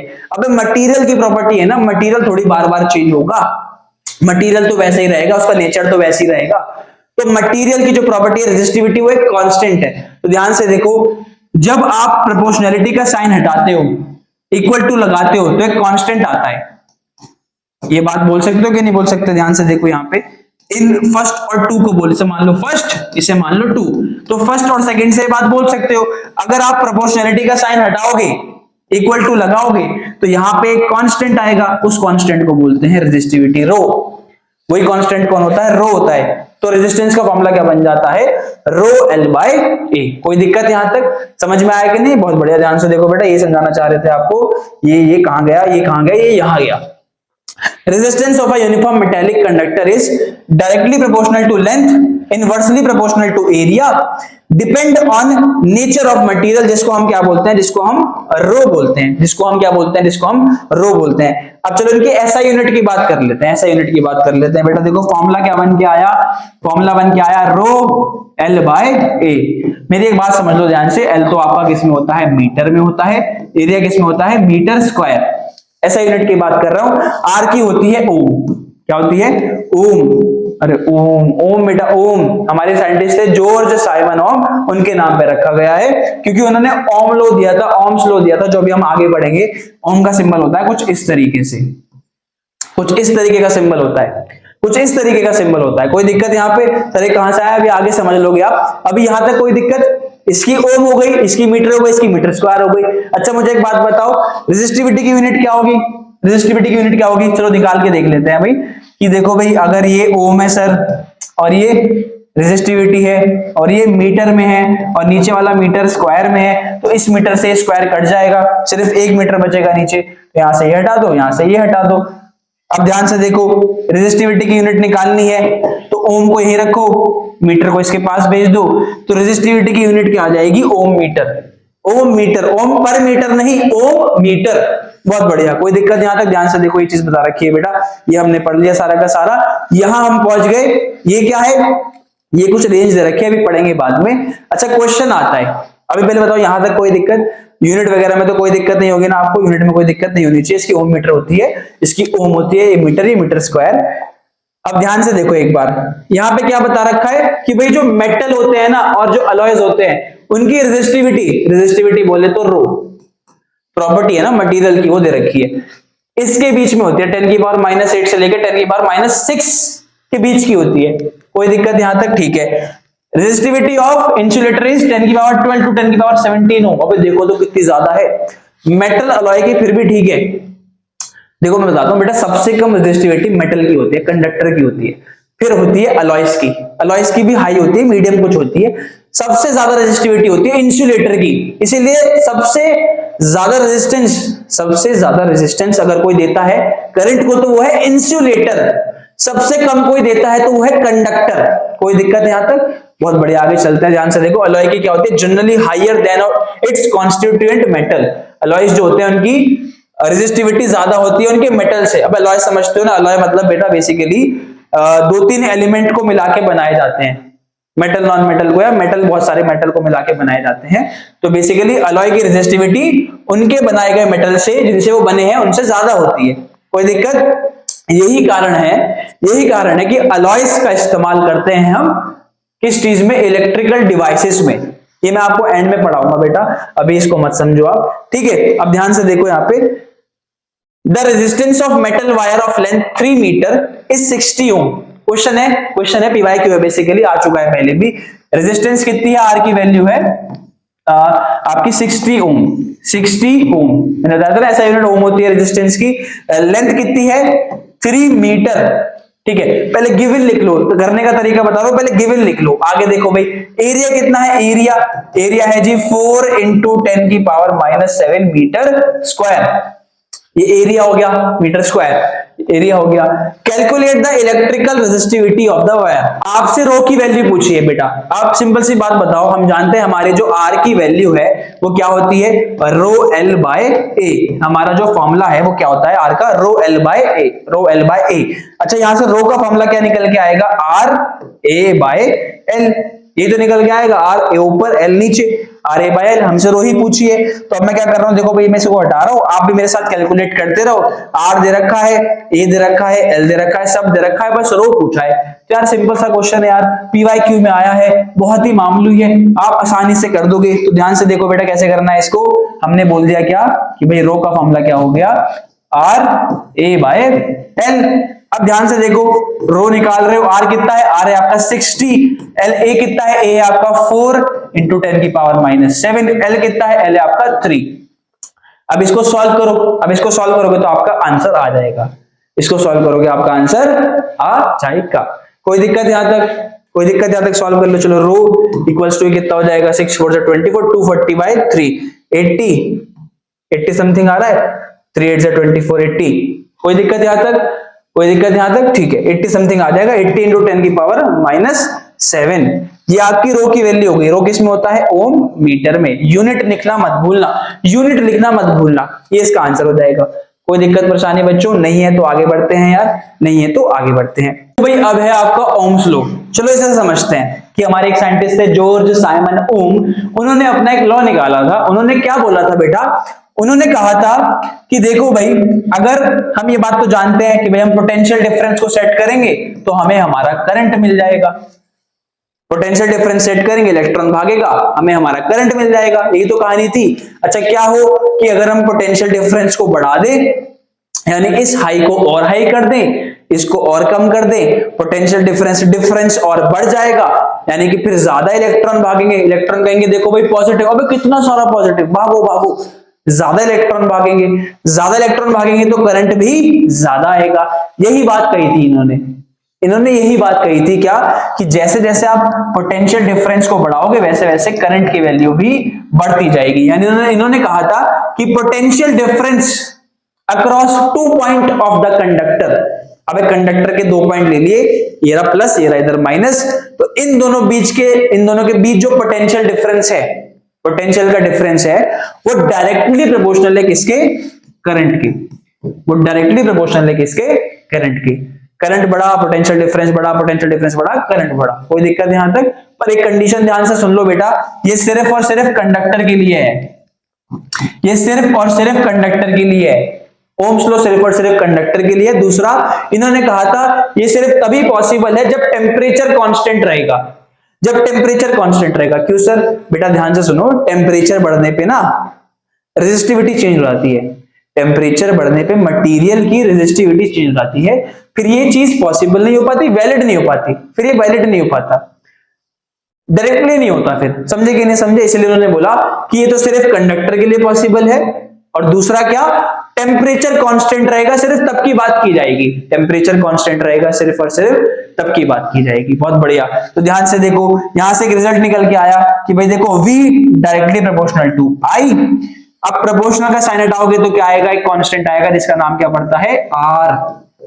रेजिस्टेंस ही वो कांस्टेंट है, अभी पीछे पढ़े ना, रेजिस्टेंस ही वो कांस्टेंट है, रेजिस्टेंस ही वो कांस्टेंट है। कोई दिक्कत यहाँ पे, V इक्वल्स टू RI, या फिर आप कह सकते हो V बराबर IR। ये है फॉर्मूला ओम्स लॉ का, V इक्वल्स टू IR। ये ओम लॉ ने दिया था, हमारे ओम साइंटिस्ट ने दिया था हमें, V बराबर IR। तो ध्यान से देखो, ये सब लिखा हुआ है, potential difference across the 2 point of a metallic conductor is directly proportional to current passing through the circuit provided that temperature remains constant. दो चीज मैंने बताई थी ना, टेम्परेचर कांस्टेंट रहेगा और सिर्फ कंडक्टर के लिए। कोई दिक्कत, देखो ये रहा यहाँ पे V directly proportional to I, V बराबर IR। R is a constant called resistance for a given metal, for a given conductor. कोई दिक्कत, कोई दिक्कत। उन्होंने एक ग्राफ बना के दिखाया। सर कैसे दिखाया, तो ध्यान से देखो भाई, ऐसे दिखाया। उन्होंने एक सेटअप तैयार कर लिया, एक सेटअप तैयार कर लिया, ठीक है। यहाँ पे उन्होंने क्या लगा दी, यहाँ पे ये उन्होंने अपना स्विच कनेक्ट कर दिया भाई, देखो यहाँ पे, यहाँ से फिर इसके बाद यहाँ पे इन्होंने क्या कर दिया कि ये यहाँ पे इन्होंने ये अलग अलग वो लगा दिए, अलग अलग सेल लगा दिए, ठीक है। एक बैटरी लगा दी, देखो ऐसे करके, ये आपका ये ऐसे करके, समझे कि नहीं समझे, ऐसे करके कनेक्ट कर दिया। पहले इस तार को यहां जोड़ोगे, यहां तक जोड़ दोगे तो यहां तक की वोल्टेज आएगी, यहां तक की वोल्टेज आएगी, ठीक है। उस हिसाब से फिर करंट आएगा, उस हिसाब से फिर करंट आएगा। लेकिन जैसे ही इन्होंने इसको यहां से हटा के फिर क्या करा, जैसे इन्होंने यहां से हटा के इसको आगे जोड़ दिया, तो देखो ध्यान से देखो, आगे जोड़ दोगे तो क्या होगा, यहां जोड़ दोगे तो क्या होगा, वोल्टेज बढ़ जाएगी, वोल्टेज बढ़ेगी तो क्या होगा, करंट भी बढ़ गया। इन्होंने खुद नोटिस किया इस चीज को, करंट भी बढ़ रहा था, जैसे वोल्टेज बढ़ाई थी वैसे ही करंट भी बढ़ रहा था। समझे कि नहीं समझे? तो वहां से इन्होंने बोल दिया कि V directly proportional to I, V equals to IR। Graph बना लिया, इसका एक सेटअप करके ग्राफ बनाते हुए देख लिया। तो वो ग्राफ कुछ इस तरीके का दिखा, देखो ध्यान से, ऐसा जैसे जैसे करंट बढ़ा रहे हैं वैसे वैसे पोटेंशियल डिफरेंस बढ़ रहा है, या फिर आप कह लो जैसे जैसे पोटेंशियल डिफरेंस बढ़ा रहे हैं वैसे वैसे करंट बढ़ रहा है। कोई दिक्कत, कोई परेशानी? दिस इज ओम्स लॉ, कोई दिक्कत? अब ध्यान से देखो बेटा, आगे चलते हैं। अच्छा, अब ये फॉर्मूला समझो बेटा एक बार बस आप, V equals to IR, V बराबर IR। अब देखो V किस में होता है आपका, वोल्ट में होता है, V वोल्ट में होता है, I किस में होता है, एम्पियर में होता है, I आपका एम्पियर में होता है, R आपका ओम में। अबे यहीं से आया, R आप निकाल रहे हो ना, तो आप क्या करोगे, R को यहीं रखोगे, वोल्ट को ऊपर रहने दोगे, V ऊपर रहेगा, I नीचे आएगा, यानी एम्पियर नीचे रहेगा, एम्पियर नीचे रहेगा। तो बेसिकली R की जो यूनिट बनी वो क्या बनी, वोल्ट पर एम्पियर। क्या बनी, वोल्ट पर एम्पियर। क्या बनी, वोल्ट पर एम्पियर। पर यार बार बार थोड़ी बोलोगे, बार बार थोड़ी बोलोगे वोल्ट पर एम्पियर, वोल्ट पर एम्पियर, वोल्ट पर एम्पियर। इसीलिए नया नाम दे दिया गया, जिसको क्या बोला गया, ओम। क्या बोला गया, ओम। सिंबल था कुछ इस तरीके से, इसलिए मैंने कहा था कि रेजिस्टेंस की यूनिट क्या होती है, ओम होती है। कोई दिक्कत? बहुत बढ़िया, समझ गया। अब ध्यान से देखो बेटा, कुछ ग्राफ दे रखे हैं, कुछ ग्राफ दे रखे हैं। अच्छा, मैं अगर आपको एक चीज समझा दूं तो यहाँ पे ध्यान से नोटिस करिएगा, ये V है इस साइड और इस साइड आपका करंट है I, V by I, V by I क्या मिलता है, R मिलता है। अबे V बराबर IR होता है, तो V बाय I कितना हो जाएगा, R हो जाएगा। तो ध्यान से देखो, जब भी VI ग्राफ बनाओगे ना, VI से मेरा मतलब है V होगा Y पे, I होगा X एक्सिस पे। जो पहले होता है Y एक्सिस पे रहता है। मैंने बोला जब भी VI ग्राफ बनाओगे, V Y पे, I X एक्सिस पे, तो VI ग्राफ का स्लोप, VI ग्राफ का स्लोप मतलब ये लाइन, स्लोप मतलब ये लाइन आपको क्या देगी, रेजिस्टेंस देगी। V बाय I क्या होता है, R होता है ना, तो बेटा V बाय I को स्लोप कहा जाता है। ये लाइन आपको क्या देगी, रेजिस्टेंस देगी। ध्यान से समझ लो इस चीज को। तो VI ग्राफ का जो स्लोप है वो रेजिस्टेंस देता है, वो रेजिस्टेंस देता है। तो स्लोप जितना ज्यादा रेजिस्टेंस उतनी ज्यादा, स्लोप जितना ज्यादा रेजिस्टेंस उतनी ज्यादा। कहने का मतलब क्या, देखो ध्यान से देखो, मैंने कह दिया भाई इस साइड आपका V है, इस साइड आपका I है, तो V और I का स्लोप आपको क्या देता है, रेजिस्टेंस देता है। बहुत बढ़िया। लेकिन मैंने कह दिया I और मैंने कह दिया V, तो यार I भी तो उल्टा हो गया ना। VI में स्लोप दे रहा था R, तो स्लोप जितना ज्यादा R उतना ज्यादा। इस वाले के लिए बेटा स्लोप जितना ज्यादा R उतना ज्यादा। स्लोप मतलब ऐसा भी इधर की साइड है तो कम है, ऐसे हो जाएगा तो स्लोप ज्यादा हो जाएगा। ढलान, स्लोप मतलब ढलान। अभी ढलान देखो और ऊपर कर तो ज्यादा हो जाएगी ना, तो स्लोप ज्यादा तो रेजिस्टेंस ज्यादा VI के लिए, लेकिन IV के लिए उल्टा होता है। IV के लिए उल्टा होता है, यानी कि बेटा इसमें क्या होता है, इसमें स्लोप जितना ज्यादा होगा रेजिस्टेंस उतनी कम होगी, स्लोप जितना ज्यादा होगा रेजिस्टेंस उतनी कम होगी। इसीलिए क्वेश्चन लेके आओ ताकि आप बड़े तरीके से समझ जाओ। ध्यान से देखो, ये रहा क्वेश्चन, इसको ध्यान से करेंगे। कौन सा ग्राफ है, VI नहीं है, IV ग्राफ है। लिखा भी होगा IV ग्राफ। कौन सा ग्राफ है, IV graph. IV graph, IV graph में उल्टा होता है, जितना ज्यादा स्लोप, इसके लिए IV के लिए क्या होता है बेटा, जितना ज्यादा स्लोप उतनी कम रेजिस्टेंस, उतनी कम रेजिस्टेंस। तो ध्यान से देखो, तीनों में स्लोप सबसे ज्यादा कौन सा है, अरे सर कौन सा है, कौन सा है, कौन सा है, R1 सबसे ज्यादा है। R1 का स्लोप सबसे ज्यादा है, यानी उसकी रेजिस्टेंस सबसे कम है, इसलिए R1 सबसे पीछे आएगा। उसके बाद कौन है, उसके बाद R2, यानी R2 R1 से बड़ी हो जाएगी। उसके बाद कौन है, R3, यानी R3 है इन दोनों से बड़ी होगी। तो कौन सा ऑप्शन है, C is the correct option, C is the correct option. क्योंकि IV ग्राफ था, अगर VI होता तो उल्टा हो जाता, VI होता तो उल्टा हो जाता, लेकिन ये IV ग्राफ है, स्लोप जिसका ज्यादा रेजिस्टेंस उसकी कम, R1 ज्यादा तो R1 बेसिकली कम है, R3 सबसे कम है तो R3 बेसिकली ज्यादा है, R3 का स्लोप कम है तो R3 की वैल्यू ज्यादा है। कोई दिक्कत यहां तक, बहुत बढ़िया, मुझे लगता है आप ये भी समझ गए होंगे। तो अब आती है आपकी, मैंने आप सब बता दिया बेटा आपको, 1 ओम होता है 1 वोल्ट पर एम्पियर, जब पोटेंशियल डिफरेंस 1 वोल्ट होती है, करंट जो होता है 1 एम्पियर जा रहा होता है, यानी कि रेजिस्टेंस कितनी है, 1 ओम है, रेजिस्टेंस कितनी है, 1 ओम है। बहुत बढ़िया।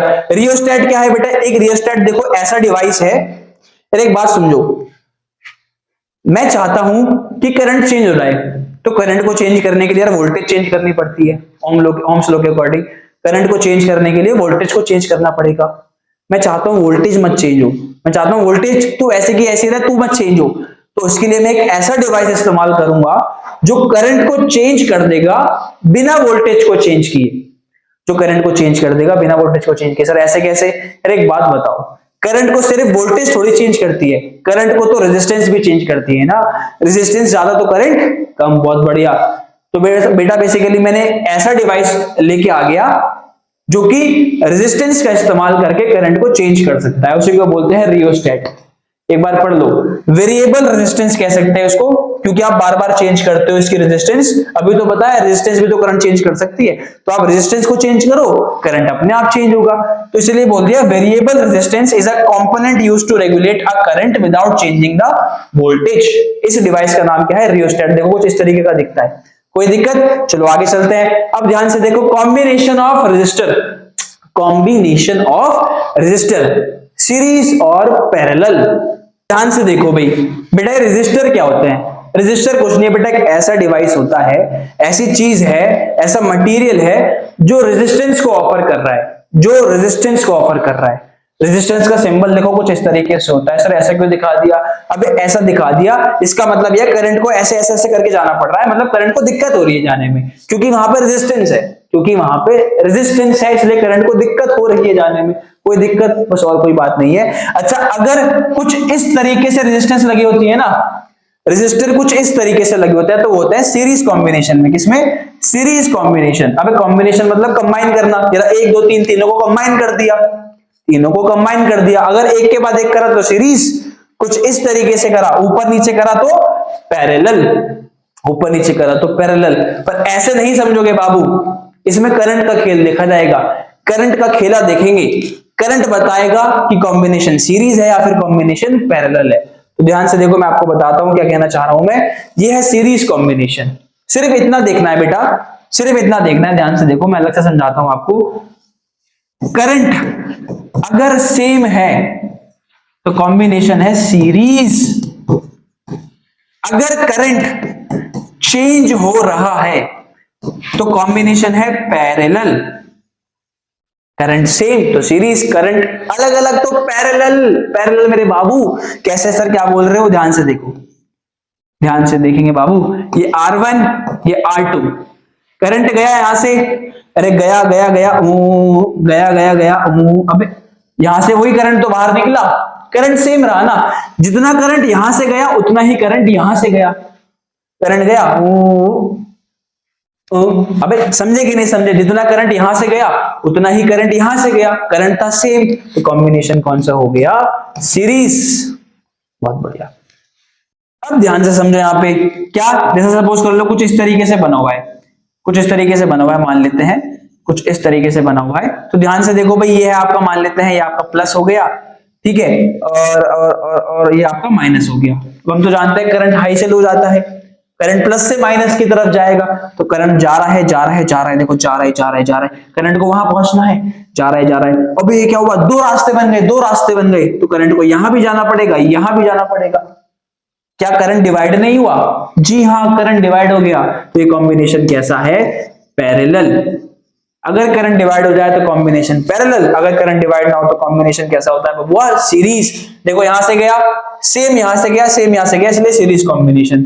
यहां देखो करंट डिवाइड हो गया, यहाँ पे आई करंट जा रहा था, यहाँ पे I1 I2 I3, current divide यानी पैरेलल कॉम्बिनेशन, करंट डिवाइड यानी पैरेलल कॉम्बिनेशन। अब समझते हैं इसमें कहानी क्या रहती है, फॉर्मूला कैसे आता है।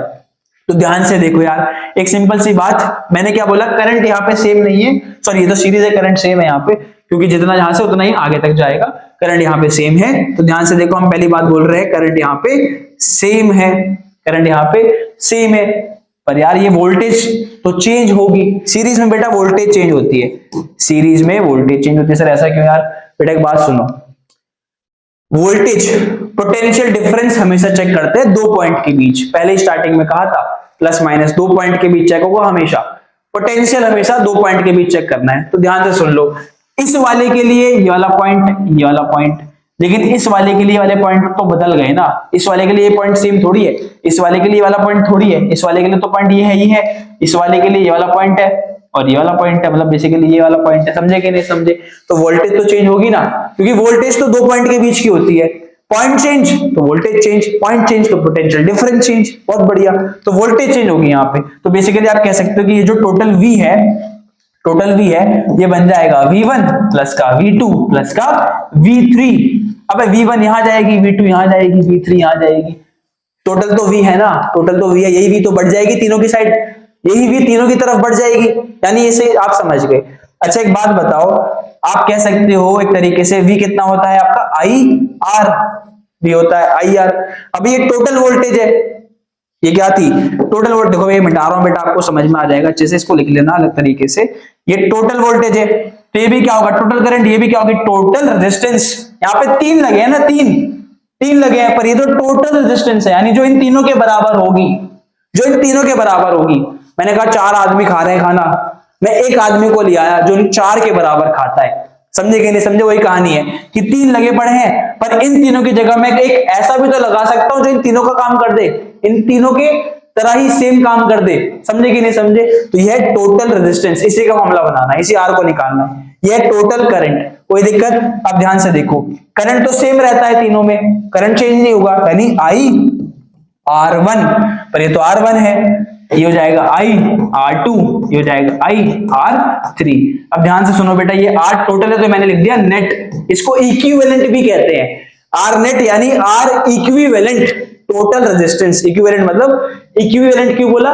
इक्वल मतलब इन तीनों के बराबर रखा जाए, जो इन तीनों के बराबर हो जाए, इसलिए बोल दिया इक्विवेलेंट। अब ध्यान से देखो, I तो कॉमन आएगा, यहां से I है ही, ये है R नेट, यहां से I कॉमन आ जाएगा, अंदर क्या बचेगा R1 प्लस का R2 प्लस का R3, I से I कट जाएगा, तो R नेट का एक फॉर्मूला बन गया बच्चों, क्या R1 प्लस का R2 प्लस का R3। ये सीरीज कॉम्बिनेशन का फॉर्मूला है टोटल रेजिस्टेंस का, इक्विवेलेंट रेजिस्टेंस का। यानी अगर मान लो एक सर्किट में 3 रेजिस्टर हैं, तो उन तीनों को प्लस कर दो। सपोज करो ये 2 होता, ये 3 ओम होती, ये 4 ओम होती, तो 4 3 7 2 9। अब इन तीनों को हटाओ, 9 ओम का अकेला एक रेजिस्टर बना के ले आओ, वो इन तीनों के जैसा काम कर जाएगा।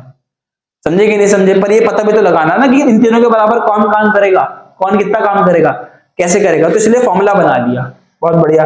ऐसे ही सेम पैरेलल में बना लेना, या बना लो मेरे साथ साथ। कैसे बनाओगे भाई? बहुत सिंपल सिद्धांत है, सिंपल तरीका है बनाने का।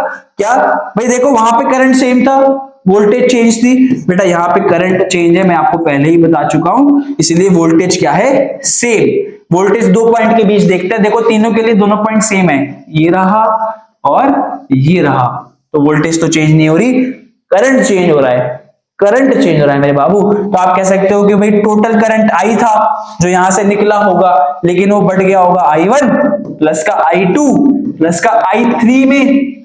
समझे कि नहीं समझे? तो बेटा इस चीज को ध्यान से देखो, ये डेरिवेशन है यार, ये आ सकती है, आ सकती है। अब मेरी बात ध्यान से समझो, यहां से I का फॉर्मूला बनाओ। I क्या है बेसिकली? देखो हम जानते हैं V क्या होता है, IR, तो I क्या हो जाएगा? V by R। तो ध्यान से देखो, ये है टोटल करंट, तो ये है total voltage by total resistance R net equals to I1, equals to I1। I1 क्या होगा? यहां से देखो I1 क्या होगा? V तो सेम है, तो यानी V बाय R1। ऐसे ही I2 क्या होगा? V by R2। ऐसे ही I3 V बाय R3। तो लिख दो V by R1 plus V by R2 plus V by R3। कोई दिक्कत यहां तक? कोई दिक्कत नहीं होगी, आगे चलते हैं। तो देखो मैं आपके लिए ये भी मिटा देता हूं। अब आप समझ चुके यार, देखो ये बहुत इजी बात है, अब आप ये समझ चुके हो, अब आप कितनी बार कर लोगे आपको ये आसानी से आ जाएगा।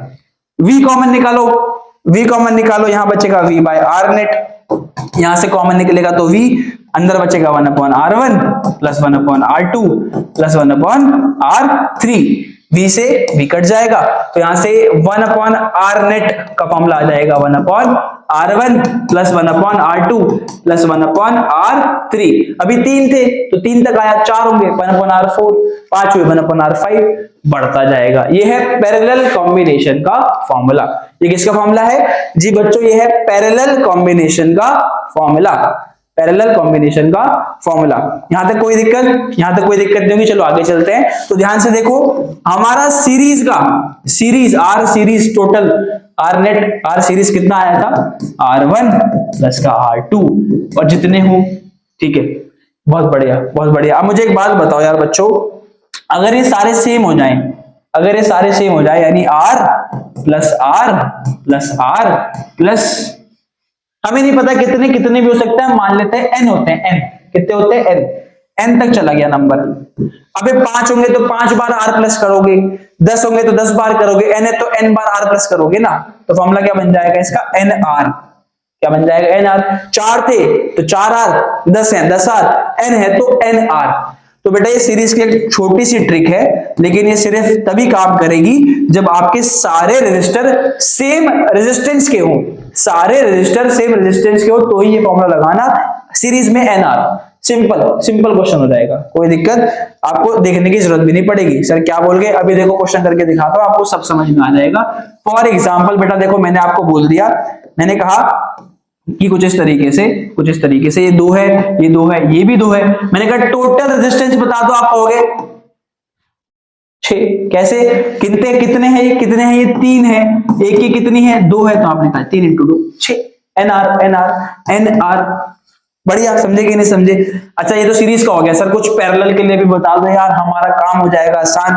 तो ध्यान से देखो बेटा, पैरेलल में भी सेम कहानी है। ये था R पैरेलल का फॉर्मूला, कितना था? 1/R1 1/R2 plus 1/R3। अब जितने भी होंगे हम मानते हैं कहां तक जा रहा है? Rn तक। एन टाइम हमें नहीं पता ना कितना, तो हमने एन टाइम बोल दिया। अब मुझे बताओ अगर ये सारे सेम हो गए, 1/R plus 1/R plus 1/R, जाओ कहां तक जाओ? जितने हैं ये हैं, एन टाइम कर दिया। 4 है तो 1/R 4 बार, 5 है तो 1/R 5 बार। तो आप बोलोगे सर ये तो ऐसे कुछ इस तरीके से आ जाएगा, n/r आ जाएगा। n/r कैसे आया? अब एक सिंपल सी बात बताओ, 1/r प्लस 1/r क्या होता है? 2/r। तो अगर 2 थे तो 2/r, 3 है तो 3/r, 4 है तो 4/r, 5 है तो 5/r, n है तो n/r। तो बेटा ये पैरेलल का फॉर्मूला बनता है। लेकिन ध्यान से देखो, अभी ये r नीचे है, इसे ऊपर करोगे, जब इसे आप ऊपर करोगे तो ये चीज भी तो उल्टी हो जाएगी, तो ये बन जाएगा R/n। तो ये पैरेलल के लिए फॉर्मूला था। सर क्या समझ तो हम गए, ठीक है, ये लिख लिया होगा बेटा आपने, समझ तो आप गए। एक क्वेश्चन से समझाता हूं, फिर एक PYQ लेके आएंगे जिसमें सब कुछ निचोड़ के कर देंगे।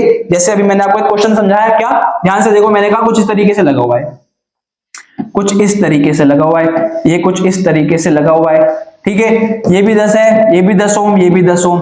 अबे तीनों सेम है बे, शॉर्ट ट्रिक अपना लो, सिंपल फॉर्मूला लगा लो। फॉर्मूला क्या है? पैरेलल कॉम्बिनेशन है। R पैरेलल का सिंपल फॉर्मूला था, अगर सब सेम हो तो वो क्या था? R/n। R कितना है? R है 10, कितने हैं टोटल? 3, तो आंसर आएगा 10/3 ओम। कोई दिक्कत? ऐसे करना है, बहुत बढ़िया। ये देखो, ये रहा आपका PYQ, आगे थोड़ा पीछे चलते हैं, कहां है? ये रहा शॉर्ट ट्रिक वाला क्वेश्चन है। देखो ध्यान से देखो, देखते ही कर दोगे, अब तो देखते ही कर दोगे। क्या? पैरेलल, दोनों सेम। क्या था फॉर्मूला? देखो कितने हैं ये? 2 हैं, तो R/n। R कितना है? 2, n कितने हैं? 2, आंसर आएगा 1। समझे कि नहीं समझे बाबू? 1 ओम। तो यानी इसकी नेट रेजिस्टेंस कितनी हो गई? 1 ओम हो गई। इस वाले की क्या हो गई? इस वाले की 1 ओम हो गई। कितनी हो गई जी भाई साहब? 1 ओम हो गई इसकी। तो चलो आगे बढ़ते हैं। इसकी देखो कितने हैं? 3 है, 3/3 इसकी भी कितनी हो जाएगी? 1 ओम हो जाएगी। PYQ बेटा आया हुआ है।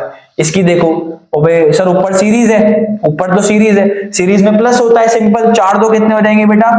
4 2 कितने आ जाएंगे? ऐसे कर लो, देखो ऊपर तो सिंपल है ना, ऊपर तो कितने हो गए? 4 2 6 हो गए, 6 ओम। नीचे देखो, नीचे कितने हैं? 3 और 3 6, नीचे भी तो 6 ओम है। अब 6 और 6 सिंपल शॉर्ट ट्रिक, क्या? 6/2 कितना आएगा? 3 आएगा। तो इसकी टोटल कितनी हो जाएगी? 3 ओम। 6/2 कैसे कर दिया? 2 है ना, दोनों सेम है, 2 है। 6/2। R/n का फॉर्मूला याद नहीं है? R/n, R कितना है? 6, n कितने हैं? 2 है ना नंबर ऑफ रेजिस्टर। तो 3 आ जाएगा। इसका भी सिंपल कर दोगे, देखो दोनों सेम है, तो ये कितना हो जाएगा जी 0.5 डिवाइड बाय 2। क्या आंसर आएगा 1/4 0.25। सिंपल था कि नहीं था? बहुत बढ़िया। ये तो शॉर्ट ट्रिक वाले हो गए। अब देखो ये आपके पास एक क्वेश्चन है, इसमें करंट बताना है हर रेजिस्टर का, टोटल रेजिस्टेंस बतानी है, टोटल करंट बताना है सर्किट का। तो ध्यान से देखो भाई, पहले टोटल रेजिस्टेंस निकाल ले, टोटल रेजिस्टेंस, या फिर आप एक काम करो करंट निकाल लो हर रेजिस्टर का करंट। अब बैटरी है 12 वोल्ट की, 12 वोल्ट की बैटरी है, तो V की वैल्यू कितनी हो गई 12 वोल्ट। अब वोल्टेज चेंज नहीं होगी, इसके पास भी 12 आएगी, इसके पास भी 12 आएगी, इसके पास भी 12 ही आएगी, तो तीनों के पास 12 आ रही है, तीनों की रेजिस्टेंस आपके पास है, करंट निकालना है। करंट का मामला क्या बनता है V/R। तो यहां पे निकाल लो I1, ये हो जाएगा I2, ये हो जाएगा I3। तो I1 कितना हो जाएगा V/R1, क्योंकि पैरेलल है, V तो चेंज होगा नहीं। V कितना है 12, R1 कितना है 5, 12/5। इसमें करंट आ रहा होगा 12/5 कितना, यानी समथिंग समथिंग आपका 2.4। इसमें कितना आ जाएगा जी, इसमें आ जाएगा 2.4 एम्पियर का करंट आ जाएगा इसमें। चलो इसमें देखते हैं V/R2, V कितना 12, 12/10 कितना 1.2, इसमें आ जाएगा 1.2 एम्पियर का करंट। चलो इसमें देखते हैं आपका कितना 12/30, 12/30 यानी आपका कितना हो गया भाई, ये हो गया आपका 2/5, 2/5 यानी कितना हो गया आपका ये 0.4 एम्पियर, 0.4 एम्पियर तीनों में मिल गया। अब बेसिकली सिंपल यार, आपको टोटल करंट भी चाहिए था, टोटल करंट बहुत आसान है निकालना, I1 + I2 + I3 कितना आएगा, कितना आएगा जल्दी बताओ, जल्दी बताओ। 2.8 फिर 4 एम्पियर आ जाएगा, 4 एम्पियर टोटल आ जाएगा। या तो ऐसे निकाल लो I1 + I2 + I3, वरना एक और तरीका है, वो तरीका क्या होता है V = IR। वो तरीका क्या था, V = IR। टोटल वोल्टेज 12 है, टोटल करंट निकालना है, तो रेजिस्टेंस भी कैसे चाहिए, टोटल चाहिए।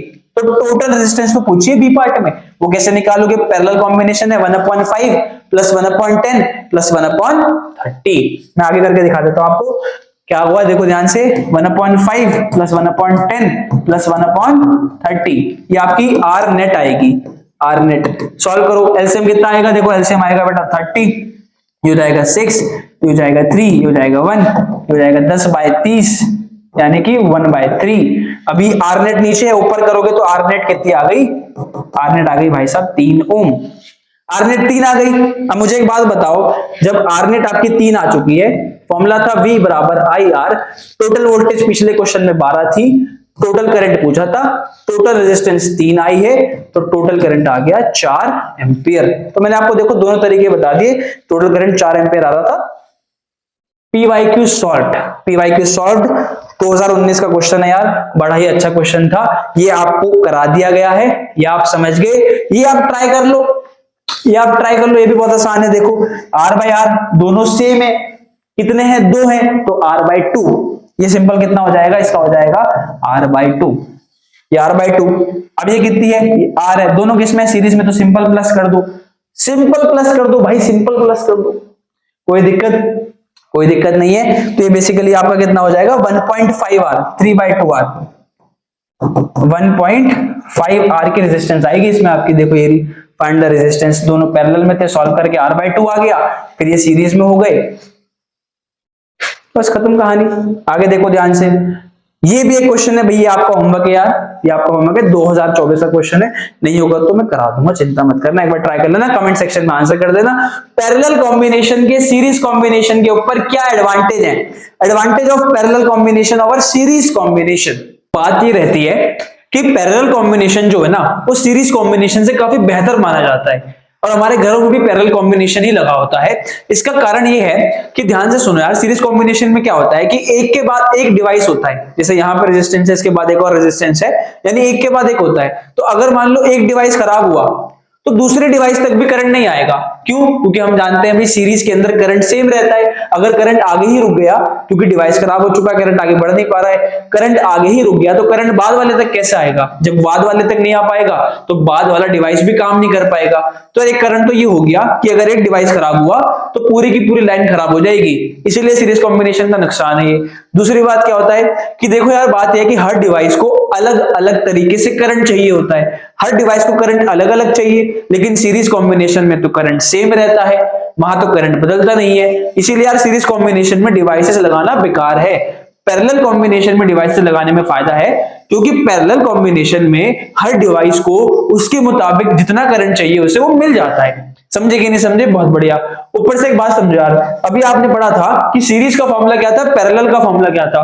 जैसे सीरीज की अगर हम बात करें तो वो फॉर्मूला था R1 प्लस R2 प्लस जितने भी हैं। ऐसे अगर पैरेलल की अगर आप बात करोगे तो पैरेलल का फॉर्मूला क्या था, देखो भाई पैरेलल में तो ये नीचे होता है ना, बेसिकली क्या होता है, ऐसे कुछ होता है कि 1/R पैरेलल किसके बराबर होगा, 1/R1 प्लस 1/R2 प्लस जितने भी है। अगर आप ध्यान से देखो यार सीरीज में क्या होगा कि सबको प्लस करके मिल रहा है, ये 2 है, ये 3 है, ये 4 है, सबको प्लस करके ऑब्वियसली बात है इन सबसे ज्यादा ही मिलेगा। 2 3 4 को प्लस करोगे तो क्या मिलने वाला है, 9 मिलने वाला है, जो कि इन सबसे ज्यादा होने वाला है। इसीलिए सीरीज में आपको मैक्सिमम रेजिस्टेंस मिलती है, सीरीज में मैक्सिमम रेजिस्टेंस मिलती है। यहाँ पे क्या होता है 1/2 प्लस 1/3 प्लस 1/4, यानी कि रेजिस्टेंस और कम होके मिलेगी। तो पैरेलल में रेजिस्टेंस जो होती है वो मिनिमम मिलती है, पैरेलल में रेजिस्टेंस जो होती है वो मिनिमम मिलती है। और हम तो यही चाहते हैं यार कि करंट जो है वो आसानी से मक्खन की तरह बहता रहे, यानी रेजिस्टेंस करंट को मिनिमम से मिनिमम मिले। तो वो कौन से कॉम्बिनेशन में ऑफर हो रहा है, वो कॉम्बिनेशन पैरेलल है। तो चलिए देखो ये फायदे हैं इन series circuit, when one component fail then circuit is broken and none of the component work, वो मैंने बता दिया। Different appliances have different requirement of current, हर किसी को अपने अपने हिसाब से करंट चाहिए, भाई रेफ्रिजरेटर को अलग चाहिए, टीवी को अलग चाहिए, ठीक है, हर चीज को अलग अलग करंट चाहिए, जो कि पैरेलल में पॉसिबल है। The total resistance in a parallel circuit is decreased, parallel में टोटल नेट रेजिस्टेंस जो होती है वो मिनिमम मिलती है, सीरीज में मैक्सिमम मिलती है, लेकिन हम चाहते हैं मिनिमम मिले क्योंकि करंट आराम से फ्लो करे। तो वो किस में हो पाएगा, वो पैरेलल में हो पाएगा। तो ध्यान से देखो बहुत इंपॉर्टेंट टॉपिक है, काफी ज्यादा इंपॉर्टेंट टॉपिक है आपके बोर्ड के हिसाब से, पैरेलल कॉम्बिनेशन के advantage over series combination.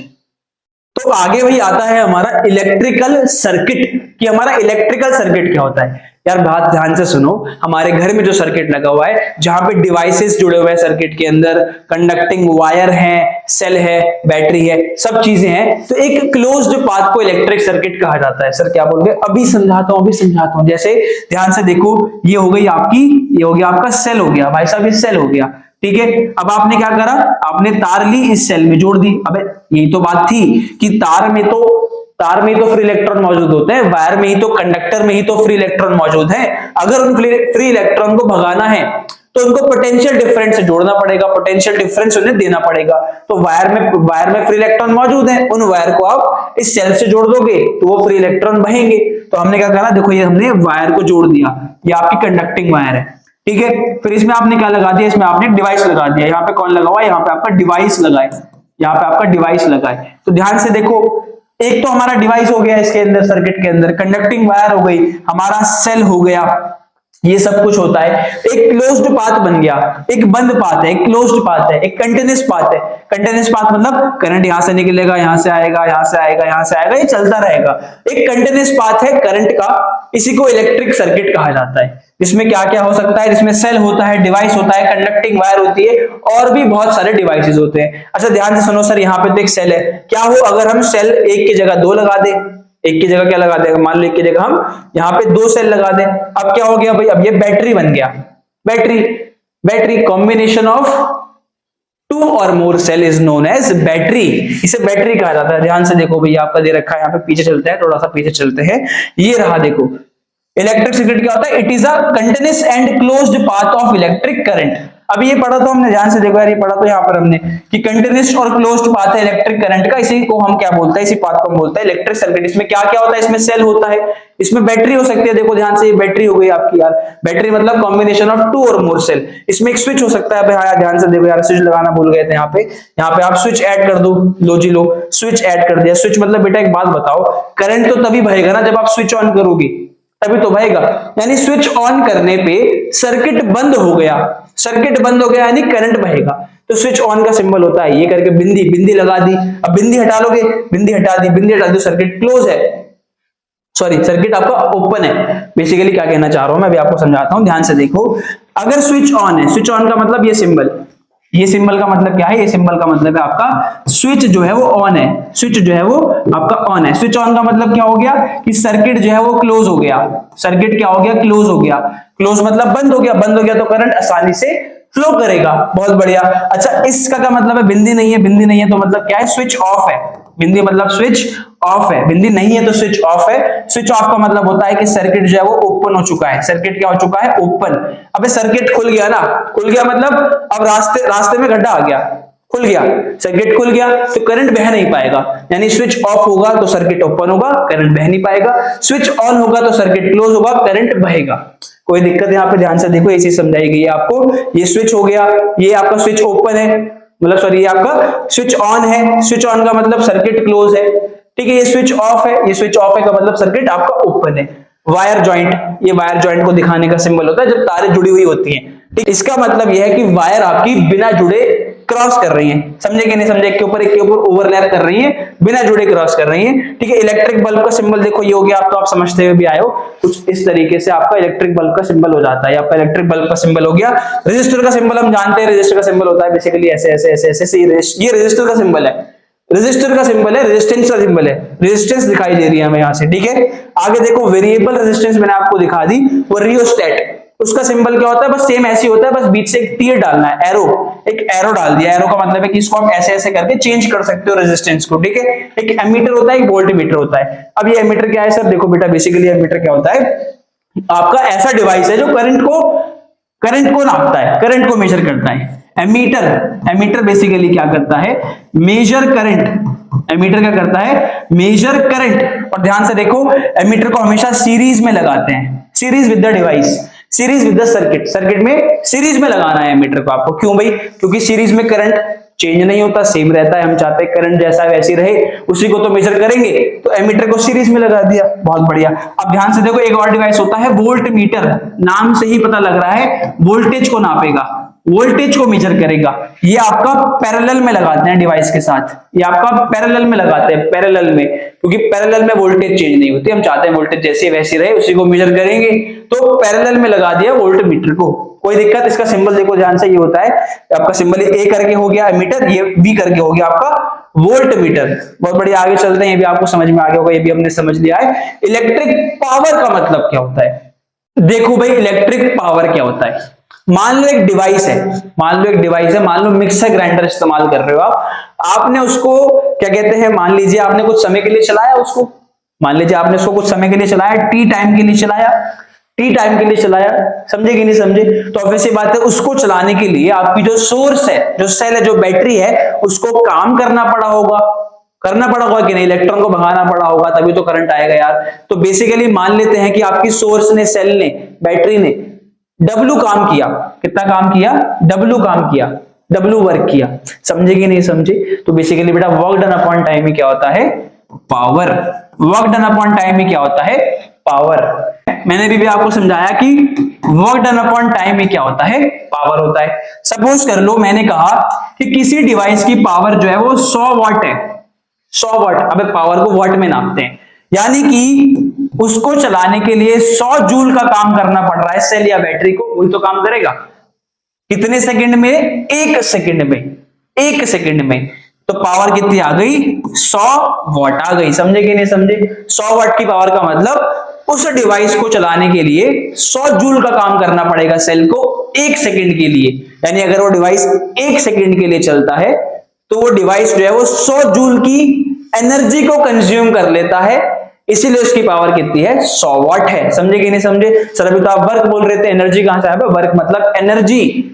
Cell या बैटरी ने वर्क किया, वर्क का मतलब बेटा बेसिकली ट्रांसफॉर्मेशन ऑफ एनर्जी होता है। जैसे मैं अभी काम कर पा रहा हूं, अपने अंदर की एनर्जी को ट्रांसफॉर्म कर रहा हूं साउंड में, तो वर्क हो रहा है कि नहीं हो रहा है? तो वर्क का मतलब बेसिकली क्या होता है? एनर्जी को खर्च करना। तो सेल और बैटरी ने वर्क किया, कैसे किया? एनर्जी को खर्च करके किया, इलेक्ट्रिकल एनर्जी देके किया, वर्क किया इलेक्ट्रिकल एनर्जी देके। इलेक्ट्रॉन को बोला भाग भाग भाग, कैसे बोला? इलेक्ट्रिकल एनर्जी देके बोला। उसी एनर्जी को किसने कंज्यूम कर लिया? डिवाइस ने कंज्यूम कर लिया, और डिवाइस चल रहा है। समझे कि नहीं समझे? तो बेसिकली आप कह सकते हो कि पावर का फॉर्मूला बेसिकली क्या होता है? वर्क डन अपॉन टाइम या फिर एनर्जी अपॉन टाइम। वर्क मतलब एनर्जी होता है, समझे कि नहीं समझे? बढ़िया। तो एक तरीके से आप कह सकते हो पावर क्या है? Rate of doing work. Rate मतलब समय के साथ, रेट ऑफ डूइंग वर्क, या फिर पावर क्या है?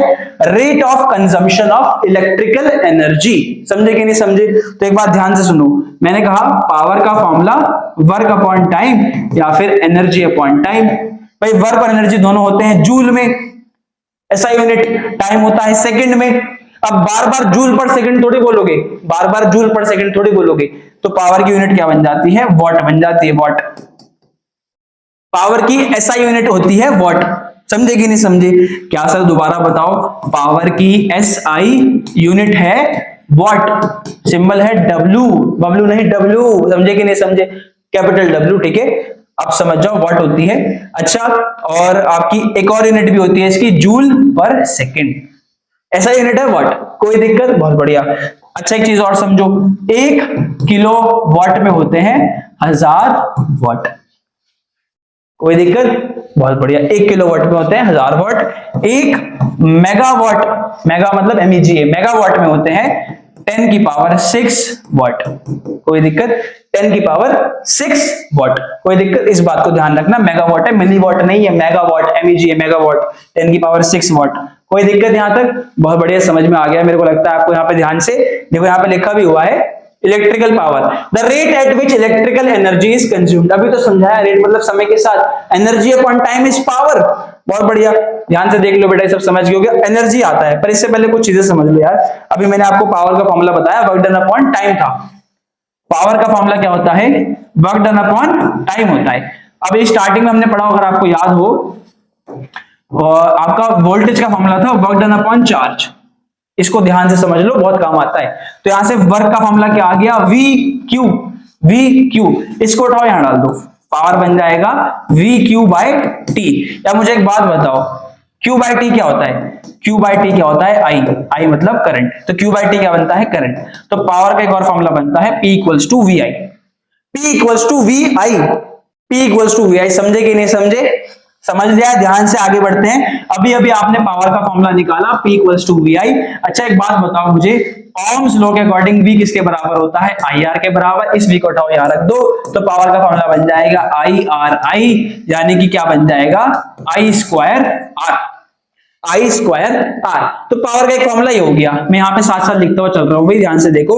सबसे पहले पावर का फॉर्मूला हुआ VI, VI, यहीं से निकल के क्या आया? I square R। अच्छा यहीं से निकल के एक और आ जाएगा, ध्यान से देखो क्या आ जाएगा। अगर यहाँ पे V की जगह IR रखा था, तो ऑब्वियसली बात है यार, मैं I की जगह V बाय R भी रख सकता हूं ना। I की जगह V बाय R रख दो, इसको यहां रख दो, V into V by R, क्या बन जाएगा? V square by R। तो पावर का एक और फॉर्मूला बन गया V स्क्वायर बाय R। तो बेटा देखो, ध्यान से देख लो, पावर के 3 फॉर्मूले हैं, VI, I square R, V square by R। Question के हिसाब से देख लेना कौन सा इस्तेमाल करना है। अगर वोल्टेज करंट है तो ये इस्तेमाल करना, करंट रेजिस्टेंस है ये इस्तेमाल करना, वोल्टेज रेजिस्टेंस है तो ये इस्तेमाल करना। बहुत बढ़िया, समझ में आ गया। आगे बढ़ते हैं, ध्यान से देखो। इलेक्ट्रिकल एनर्जी अभी समझाया था। सेल काम करेगा, कैसे करेगा? एनर्जी देके। तो इलेक्ट्रिकल एनर्जी देके काम करता है। Energy supplied by the cell, electron को चलाने के लिए एनर्जी देनी पड़ती है, उसी को बोलते हैं इलेक्ट्रिकल एनर्जी। अभी आपको याद हो मैंने क्या कहा था? पावर का फॉर्मूला एनर्जी अपॉन टाइम, यानी एनर्जी का फॉर्मूला क्या बन जाएगा? Power into time. एनर्जी का फॉर्मूला क्या बन गया? Power into time. समझे कि नहीं समझे? बहुत बढ़िया। एक बार ध्यान से देख लो यहाँ पे बेटा, अभी अभी एनर्जी का फॉर्मूला बना पावर इंटू में टाइम। पावर की यूनिट वाट, पावर की यूनिट वाट, टाइम की यूनिट आपकी सेकंड, एनर्जी हो गई जूल में, joule is equal to watt into second. बहुत बढ़िया आंसर समझ में तो आ रहा है, बढ़िया बढ़िया। अच्छा ध्यान से समझो बेटा, ये एनर्जी बहुत छोटी सी है, पर जो हम इस्तेमाल करते हैं काफी बड़ी बड़ी होती है, तो उसके लिए कुछ और करना पड़ेगा। कहने का मेरा मतलब क्या है, देखो अगर आपकी मान लो पावर है किलोवाट, 1 किलोवाट, पावर कितनी है? 1 किलोवाट, ठीक है। एक डिवाइस की पावर है 1 किलोवाट, उसको आपने चलाया 1 घंटे के लिए। एक डिवाइस की पावर थी 1 किलोवाट, उसको चलाया 1 घंटे के लिए, तो ये बताओ कितनी एनर्जी इस्तेमाल कर ली उसने, कितनी इलेक्ट्रिकल एनर्जी कंज्यूम कर ली। तो आप कहोगे sir power into time consume कर लिया, पावर इंटू टाइम ले ली होगी, पावर इंटू टाइम ले ली होगी।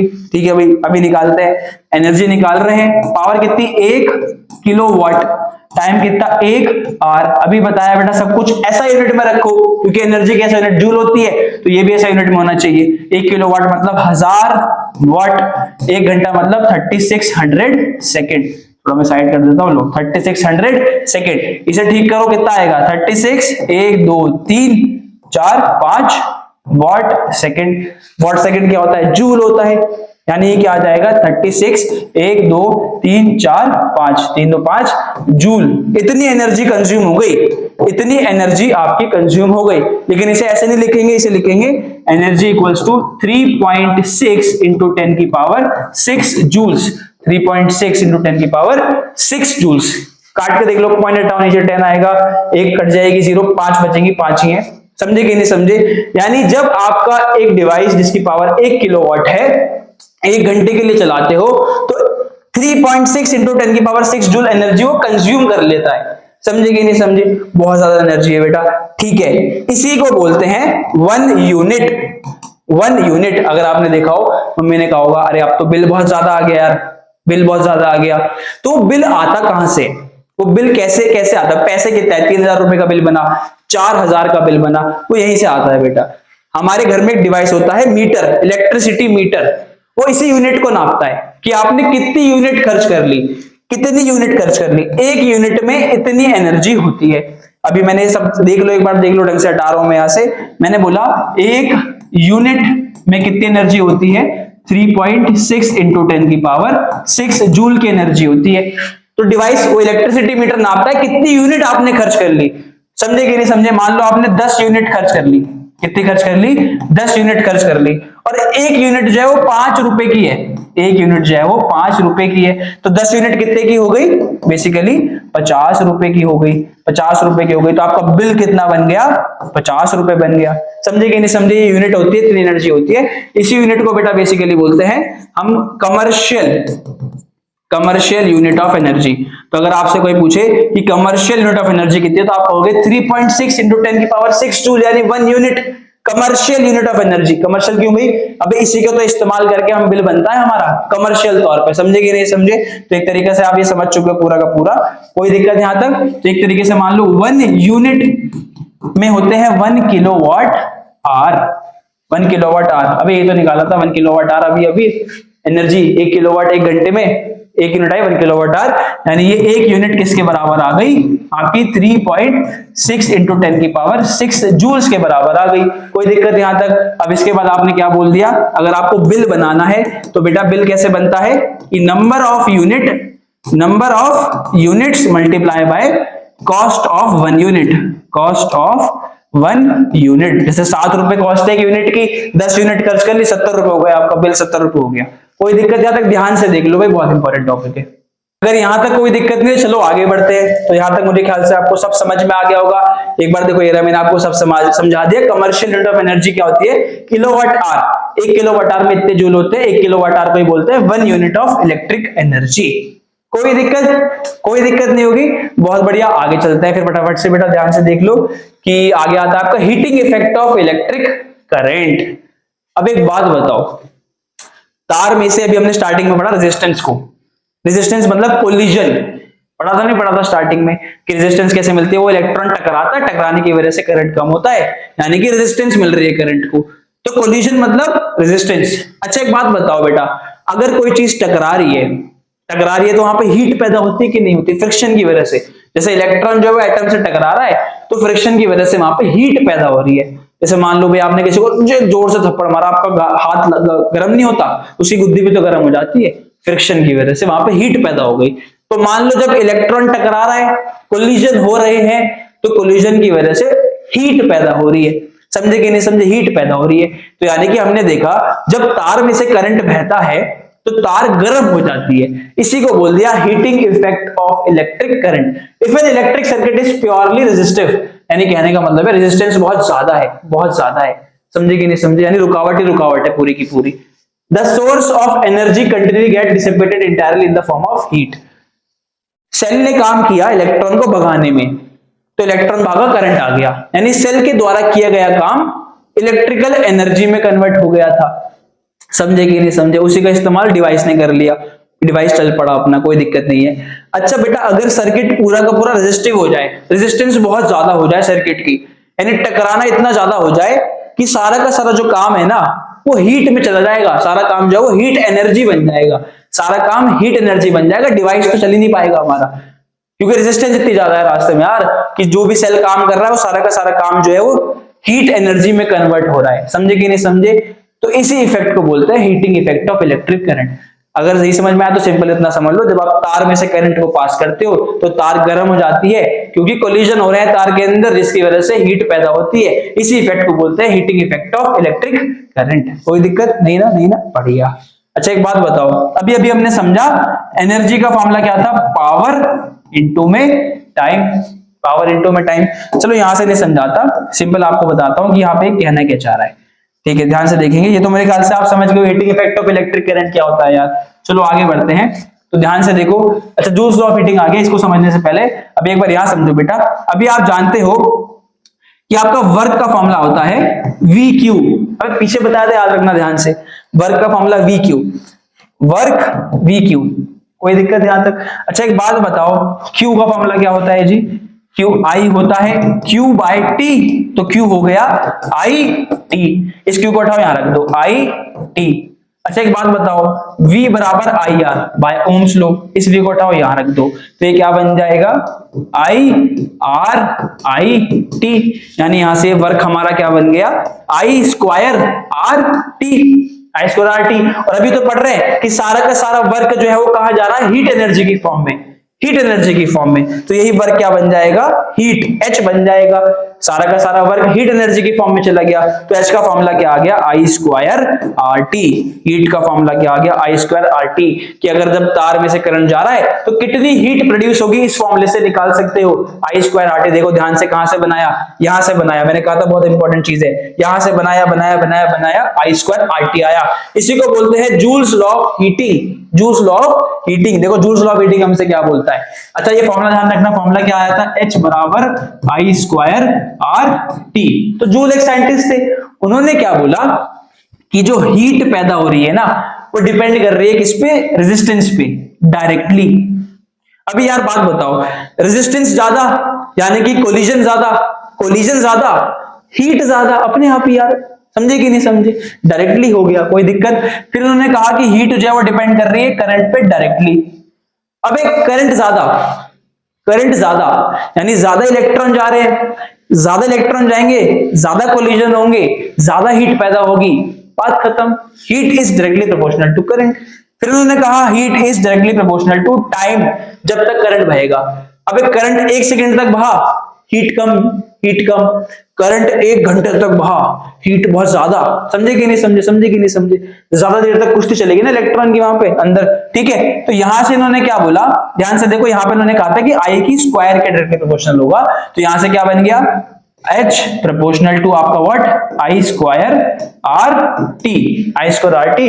तो बेसिकली आप क्या करते हो, एक कांस्टेंट लगा दो यहाँ पे K I square R T, उस कांस्टेंट की वैल्यू 1 होती है, तो फॉर्मूला बन गया I square R T. Joule's law of heating भी बोला इसे, H equals to I square R T, ये फॉर्मूला तो आया हमारा। समझे कि नहीं समझे? तो ध्यान से देखो, ये बता दिया joules law of heating effect of electric current कि आई स्क्वायर के डायरेक्टली प्रोपोर्शनल, आर के डायरेक्टली प्रोपोर्शनल, टाइम के डायरेक्टली प्रोपोर्शनल, तो H बराबर आई स्क्वायर आर टी। देखो एक क्वेश्चन आ गया है PYQ का, हीट निकालनी है, चार्ज दे रखा है, टाइम दे रखा है 2 घंटे, पोटेंशियल डिफरेंस 40 वोल्ट। मुझे एक बात बताओ, हीट निकालनी है, फॉर्मूला क्या हो गया, I square R T, formula हो गया आई स्क्वायर आर टी। अब देखो यार, यहाँ तो चार्ज वार्ज दे रखा है, भाई सिंपल सिंपल कैसे करेंगे, इसका एक और तरीका है, अगर मैं आपको साफ साफ बता दूं, आपका वर्क वाला फॉर्मूला है यहाँ पे, सिंपल सिंपल उससे भी कर सकते हो आप। जैसे क्या भाई कि वर्क का फॉर्मूला क्या होता है, आपका होता है वी क्यू। तो वर्क ही तो निकालना है, वर्क हीट बन जाएगा एंड में आके। वी कितना है, वी आपका 40 है, क्यू कितना है 96, 1 2 3। इसे आप सॉल्व करोगे तो क्या बन जाएगा, क्या जाएगा 1 2 3 4, 96 फोर कितना होता है भाई, सिंपल सिंपल लगा लो, 96 फोर ये 36 384, इतना वर्क आपने कर दिया है। अब यही क्या बन जाएगा, यही आपका हीट बन जाएगा। तो हीट कितनी आ गई, हीट आ गई भाई 384 1 2 3 4 जूल, ये आपकी हीट आ गई। या तो इसे ऐसे कर लो, वरना आई स्क्वायर आर टी वाले से कर लो। उस आई स्क्वायर में आपको पहले आई की वैल्यू डालनी पड़ेगी, क्यू बाई टी, आर डालना पड़ेगा आपका वी बाई आई, ऐसे करके बड़ा लंबा बैठ जाएगा। समझे कि नहीं समझे? सिंपल सा है, ऐसे करके बना लो, यही बनेगा इन द एंड फॉर्मूला, ये आपका हीट आ गई। ठीक है, आगे चलते हैं। अप्लायंसेस जो कि हीटिंग इफेक्ट में इस्तेमाल किए जाते हैं। यार हमने क्या कहा भाई, तार में से करंट भेज रहे हैं तो वो तार हीट हो रहा है, चलो इसका इस्तेमाल करते हैं, कुछ ऐसे डिवाइस बना लेते हैं जो हीटिंग इफेक्ट पे काम करते हैं, जिससे हमें हीट मिल जाएगी, हमारा काम हो जाएगा। जैसे ठंड में गर्मी लग रही है, सॉरी ठंड में गर्मी चाहिए, इलेक्ट्रिक रॉड बना ली, गीजर बना लिया, ठीक है, आपका इलेक्ट्रिक हीटर बना लिया, कपड़े को प्रेस करना है, गर्मी चाहिए, प्रेस बना ली, ठीक है, टोस्टर हो गया, प्रेस हो गया, टोस्टर गरम, ब्रेड कर ली, ब्रेड गरम कर ली, चाय गरम कर ली, ठीक है, ये सब आपके अप्लायंसेज है ना, हीटिंग इफेक्ट को काम करते हैं। इन सब के अंदर एक रॉड होती है, फिलामेंट बोलते हैं, तार होती है, फिलामेंट बोलते हैं उसको, ठीक है। बेसिकली इनके सबके अंदर कुछ ना कुछ चीजें होती है, वायर होती है, करंट भेजते हैं, हीट आती है, हीट को इस्तेमाल करके काम हो जाता है हमारे। अब हर किसी में अलग अलग तरीके के चीजों को इस्तेमाल किया जाता है। जैसे ध्यान से देखो, यहाँ पे आपका दे रखा है बल्ब के बारे में। बल्ब में जो आप देख रहे हो ना, इसको बोलते हैं फिलामेंट। फिलामेंट ये फिलामेंट बनी होती है टंगस्टन की। किसकी बनी होती है? टंगस्टन की। टंगस्टन एक ऐसा मटेरियल है जिसकी रेजिस्टिविटी ज्यादा है, जिसका मेल्टिंग पॉइंट ज्यादा है, और तीसरी बात, ये बर्न नहीं करता है हाई टेम्परेचर पे। ध्यान से देखो, it does not oxidise readily at high temperature. Oxidise का मतलब होता है बेटा, ऑक्सीजन के साथ रिएक्ट करके जलेगा नहीं, ऑक्सीजन के साथ रिएक्ट करके जलेगा नहीं, जल जाएगा, खराब हो जाएगा, बल्ब हमारा चलेगा नहीं। समझे कि नहीं समझे? इसीलिए टंगस्टन को इस्तेमाल किया जाता है, क्योंकि ये हाई टेम्परेचर पे आसानी से जलता नहीं है, कितने भी टेम्परेचर पे ले जाओ ये बर्न नहीं होगा। समझे कि नहीं समझे? इसकी रेजिस्टिविटी ज्यादा है, और दूसरी बात, इसका मेल्टिंग पॉइंट भी ज्यादा है, मेल्ट नहीं करेगा, इसीलिए इसको बल्ब में इस्तेमाल करते हैं। समझे कि नहीं समझे? ऐसा फिलामेंट इस्तेमाल करते हैं। अच्छा, बल्ब में क्या होता है? बल्ब में ना एयर को नहीं भरते, बल्ब में हम भरते हैं केमिकल इनएक्टिव गैसेस, जैसे कि नाइट्रोजन और आर्गन। यार अगर आप मान लो बल्ब के अंदर आपने एयर भर दी, एयर में ऑक्सीजन होती है, ऑक्सीजन के साथ रिएक्शन होगी, कंबशन हो जाएगा, दिक्कत हो जाएगी, बल्ब चलेगा नहीं, खराब हो जाएगा, बेकार हो जाएगा। हम बल्ब में भरते हैं इनएक्टिव गैसेस, जैसे कि नाइट्रोजन, आर्गन। भाई वो नोबल, मतलब एक तरीके से मान लो वो इनएक्टिव है, वो रिएक्शन नहीं करेंगी, कंबशन नहीं होगा, दिक्कत कोई भी नहीं आएगी। मेरे ख्याल से आपको चीज समझ में आ गई है। अच्छा, टंगस्टन को क्यों यूज करा? हाई टेम्परेचर पे आसानी से ऑक्सीडाइज नहीं होता है, मेल्टिंग पॉइंट भी इसका ज्यादा होता है। समझे कि नहीं समझे? अच्छा, ये जो बल्ब होता है ना बेटा, ये बेटा बेसिकली लाइट ज्यादा देने से बजाय, यानी इसे लाइट देनी चाहिए, बल्ब का काम लाइट देना है, ये लाइट तो कम देता है, हीट ज्यादा देता है। लाइट तो कम देता है, हीट ज्यादा देता है। क्यों? टंगस्टन की रेजिस्टेंस ज्यादा होती है, हीट ज्यादा मिल जाती है, अभी पढ़ा था पीछे हमने, ठीक है, लाइट कम मिलती है इससे। इसलिए आजकल इस्तेमाल करते हैं एलईडी बल्ब। एलईडी वो ज्यादातर एनर्जी को कन्वर्ट कर देते हैं लाइट एनर्जी में, हीट कम देते हैं, उनका ये फायदा रहता है। समझे कि नहीं समझे? आगे ध्यान से देखो, यहाँ पे लिखा हुआ है। अब आ गई बारी फ्यूज की। फ्यूज भी बेटा heating effect of electric current पे वर्क करता है। सपोज करो यहाँ पे आपका एक कंप्यूटर डिवाइस लगा दिया आपने, इसको आप चला रहे हो, यहां से करंट आ रहा है, तो ये चल रहा है। अब एक बात बताओ यार, मान लो इसका मैक्सिमम करंट अलाउड है आपका 6 एम्पियर, कि भाई 6 एम्पियर तक इसमें आएगा, बढ़िया, 6 एम्पियर इसे चाहिए, इससे ज्यादा इसे नहीं चाहिए, इसका मैक्सिमम करंट है, ये इसका मैक्सिमम करंट है, इससे ज्यादा आएगा तो ये आपका कंप्यूटर खराब हो जाएगा। अब मान लो भाई पीछे से कुछ शॉर्ट सर्किट हो गया, ओवरलोड हो गया, पीछे से करंट ज्यादा आ गया, मेन लाइन से करंट ज्यादा आ गया आपके घर में, तो भाई मान लो 7 एम्पियर करंट आ गया, 7 एम्पियर करंट, मैक्सिमम 6, कंप्यूटर खराब हो जाएगा, फूक जाएगा, फट जाएगा, दिक्कत हो जाएगी बेटा, आग लग जाएगी, कुछ भी हो सकता है। तो यहाँ पे आप क्या करते हो ना, इस फ्यूज को जो कि एक सेफ्टी डिवाइस है, इसको आप सर्किट में लगाते हो डिवाइस के साथ सीरीज में। ये हमारा डिवाइस था, इसके साथ सीरीज में हमने फ्यूज लगा दिया। क्या लगा दिया? तो यहाँ पे आपने क्या लगा दिया? फ्यूज लगा दिया। तो ये जो फ्यूज है ना, ये डिवाइस के साथ सीरीज में लगाया जाता है।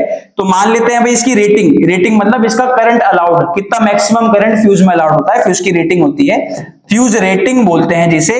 तो मान लेते हैं इसकी रेटिंग जो है वो 6.3 एम्पियर की है, डिवाइस से थोड़ी ज्यादा होगी, क्यों होगी अभी पढ़ लेंगे। 6.3 की है, तो मान लो यहाँ से 6.4 एम्पियर का करंट आया पीछे से। अगर फ्यूज नहीं होता, 6.4 एम्पियर का करंट डिवाइस पे तो डिवाइस खराब हो जाता, लेकिन फ्यूज है तो ये फ्यूज इस डिवाइस को बचा लेगा। कैसे? ये खुद शहीद हो जाएगा, खुद फट जाएगा, खुद मेल्ट हो जाएगा। फ्यूज में एक तार होती है पतली सी तार होती है, उस तार का मेल्टिंग पॉइंट कम होता है, रेजिस्टेंस ज्यादा होती है। रेजिस्टेंस ज्यादा होगी तो करंट आएगा तो हीट ज्यादा आ जाएगी, हीट ज्यादा मिलेगी, उसी हीट की वजह से ये मेल्ट होके गिर जाएगा क्योंकि इसका मेल्टिंग पॉइंट कम है। तो बेटा बेसिकली फ्यूज में क्या होती है, हाई तो रेजिस्टेंस होती है ताकि हीट ज्यादा मिले, हीट ज्यादा प्रोड्यूस हो, और मेल्टिंग पॉइंट कम होता है ताकि उसी हीट से जल्दी से मेल्ट हो जाए और तार टूट जाए। तार टूट जाएगी तो करंट आगे तक नहीं पहुंच पाएगा, हमारा डिवाइस बच जाएगा। इसीलिए फ्यूज एक सेफ्टी डिवाइस होता है जो heating effect of electric current पे काम करता है। फ्यूज की रेटिंग जो होती है डिवाइस से थोड़ी सी ज्यादा होनी चाहिए। बेटा ज्यादा क्यों, अगर बराबर होगी तो यार नहीं पहुंच पाएगा करंट, उसे तो चाहिए 6 एम्पीयर चलने के लिए। हल्की सी और मान लो कम हो गई, मान लो इसकी 6 इसकी 5.9 हो गई, अबे तो 5.9 पे पड़ जाएगा ये, तो आगे तक 6 एम्पीयर जाएगा ही कैसे, समझे कि नहीं समझे, 6 एम्पीयर चाहिए ना चलने के लिए, इसीलिए डिवाइस से थोड़ी सी ज्यादा होनी चाहिए। कोई दिक्कत यहां तक, बहुत बढ़िया। यही लिखा है बेटा आगे, ध्यान से देखो एक बार कि fuse is made up of pure tin और alloy of copper and tin. Fuse is always connected in series. Fuse has low melting point और high resistance. Current capacity of fuse is slightly higher than that of the appliance. यानी fuse की जो rating होती है वो device से थोड़ी सी ज्यादा होती है। कोई दिक्कत यहां तक, अगर यहां तक कोई दिक्कत नहीं है तो मेरे ख्याल से आपको ये प्रॉपर समझ में आ गया होगा। देखो मेरे ख्याल से यहां तक आपको इतना समझ में आ गया होगा। अच्छा क्वेश्चन क्या बनता है, क्वेश्चन ये बन सकता है कि भाई अलॉयज की रेजिस्टिविटी ज्यादा की होती है। यार अलॉयज की रेजिस्टिविटी ज्यादा होनी चाहिए। अगर अलॉयज का इस्तेमाल हम करते हैं heating effect of electric current में, जो अभी आपने डिवाइसेस देखे ना वो सब बेसिकली उसमें अलॉयज मौजूद होते हैं, क्योंकि अलॉयज की रेजिस्टिविटी ज्यादा होती है, रेजिस्टेंस ज्यादा होगी, हीटिंग इफेक्ट ज्यादा होगा, हीट ज्यादा मिलेगी और हमारे काम जो है वो आसानी से हो जाएंगे। तो बेसिकली छोटे मोटे कुछ क्वेश्चन आते हैं, पीवाईक्यू होंगे जो कि हम नेक्स्ट वीडियो में कवर कर लेंगे। चैप्टर आपका इतना ही है, तो मेरे ख्याल से आपको सब समझ में आ गया होगा। आई होप आपको पूरा क्लियर हो गया होगा। अगर ये चैप्टर पूरा समझ में आया तो कमेंट में बता दो कि आपको ये पूरा क्लियर हो चुका है। मिलते हैं नेक्स्ट वीडियो में, तब तक के लिए देखते रहिए आपका अपना द लॉन्चपैड कोचिंग क्लासेस।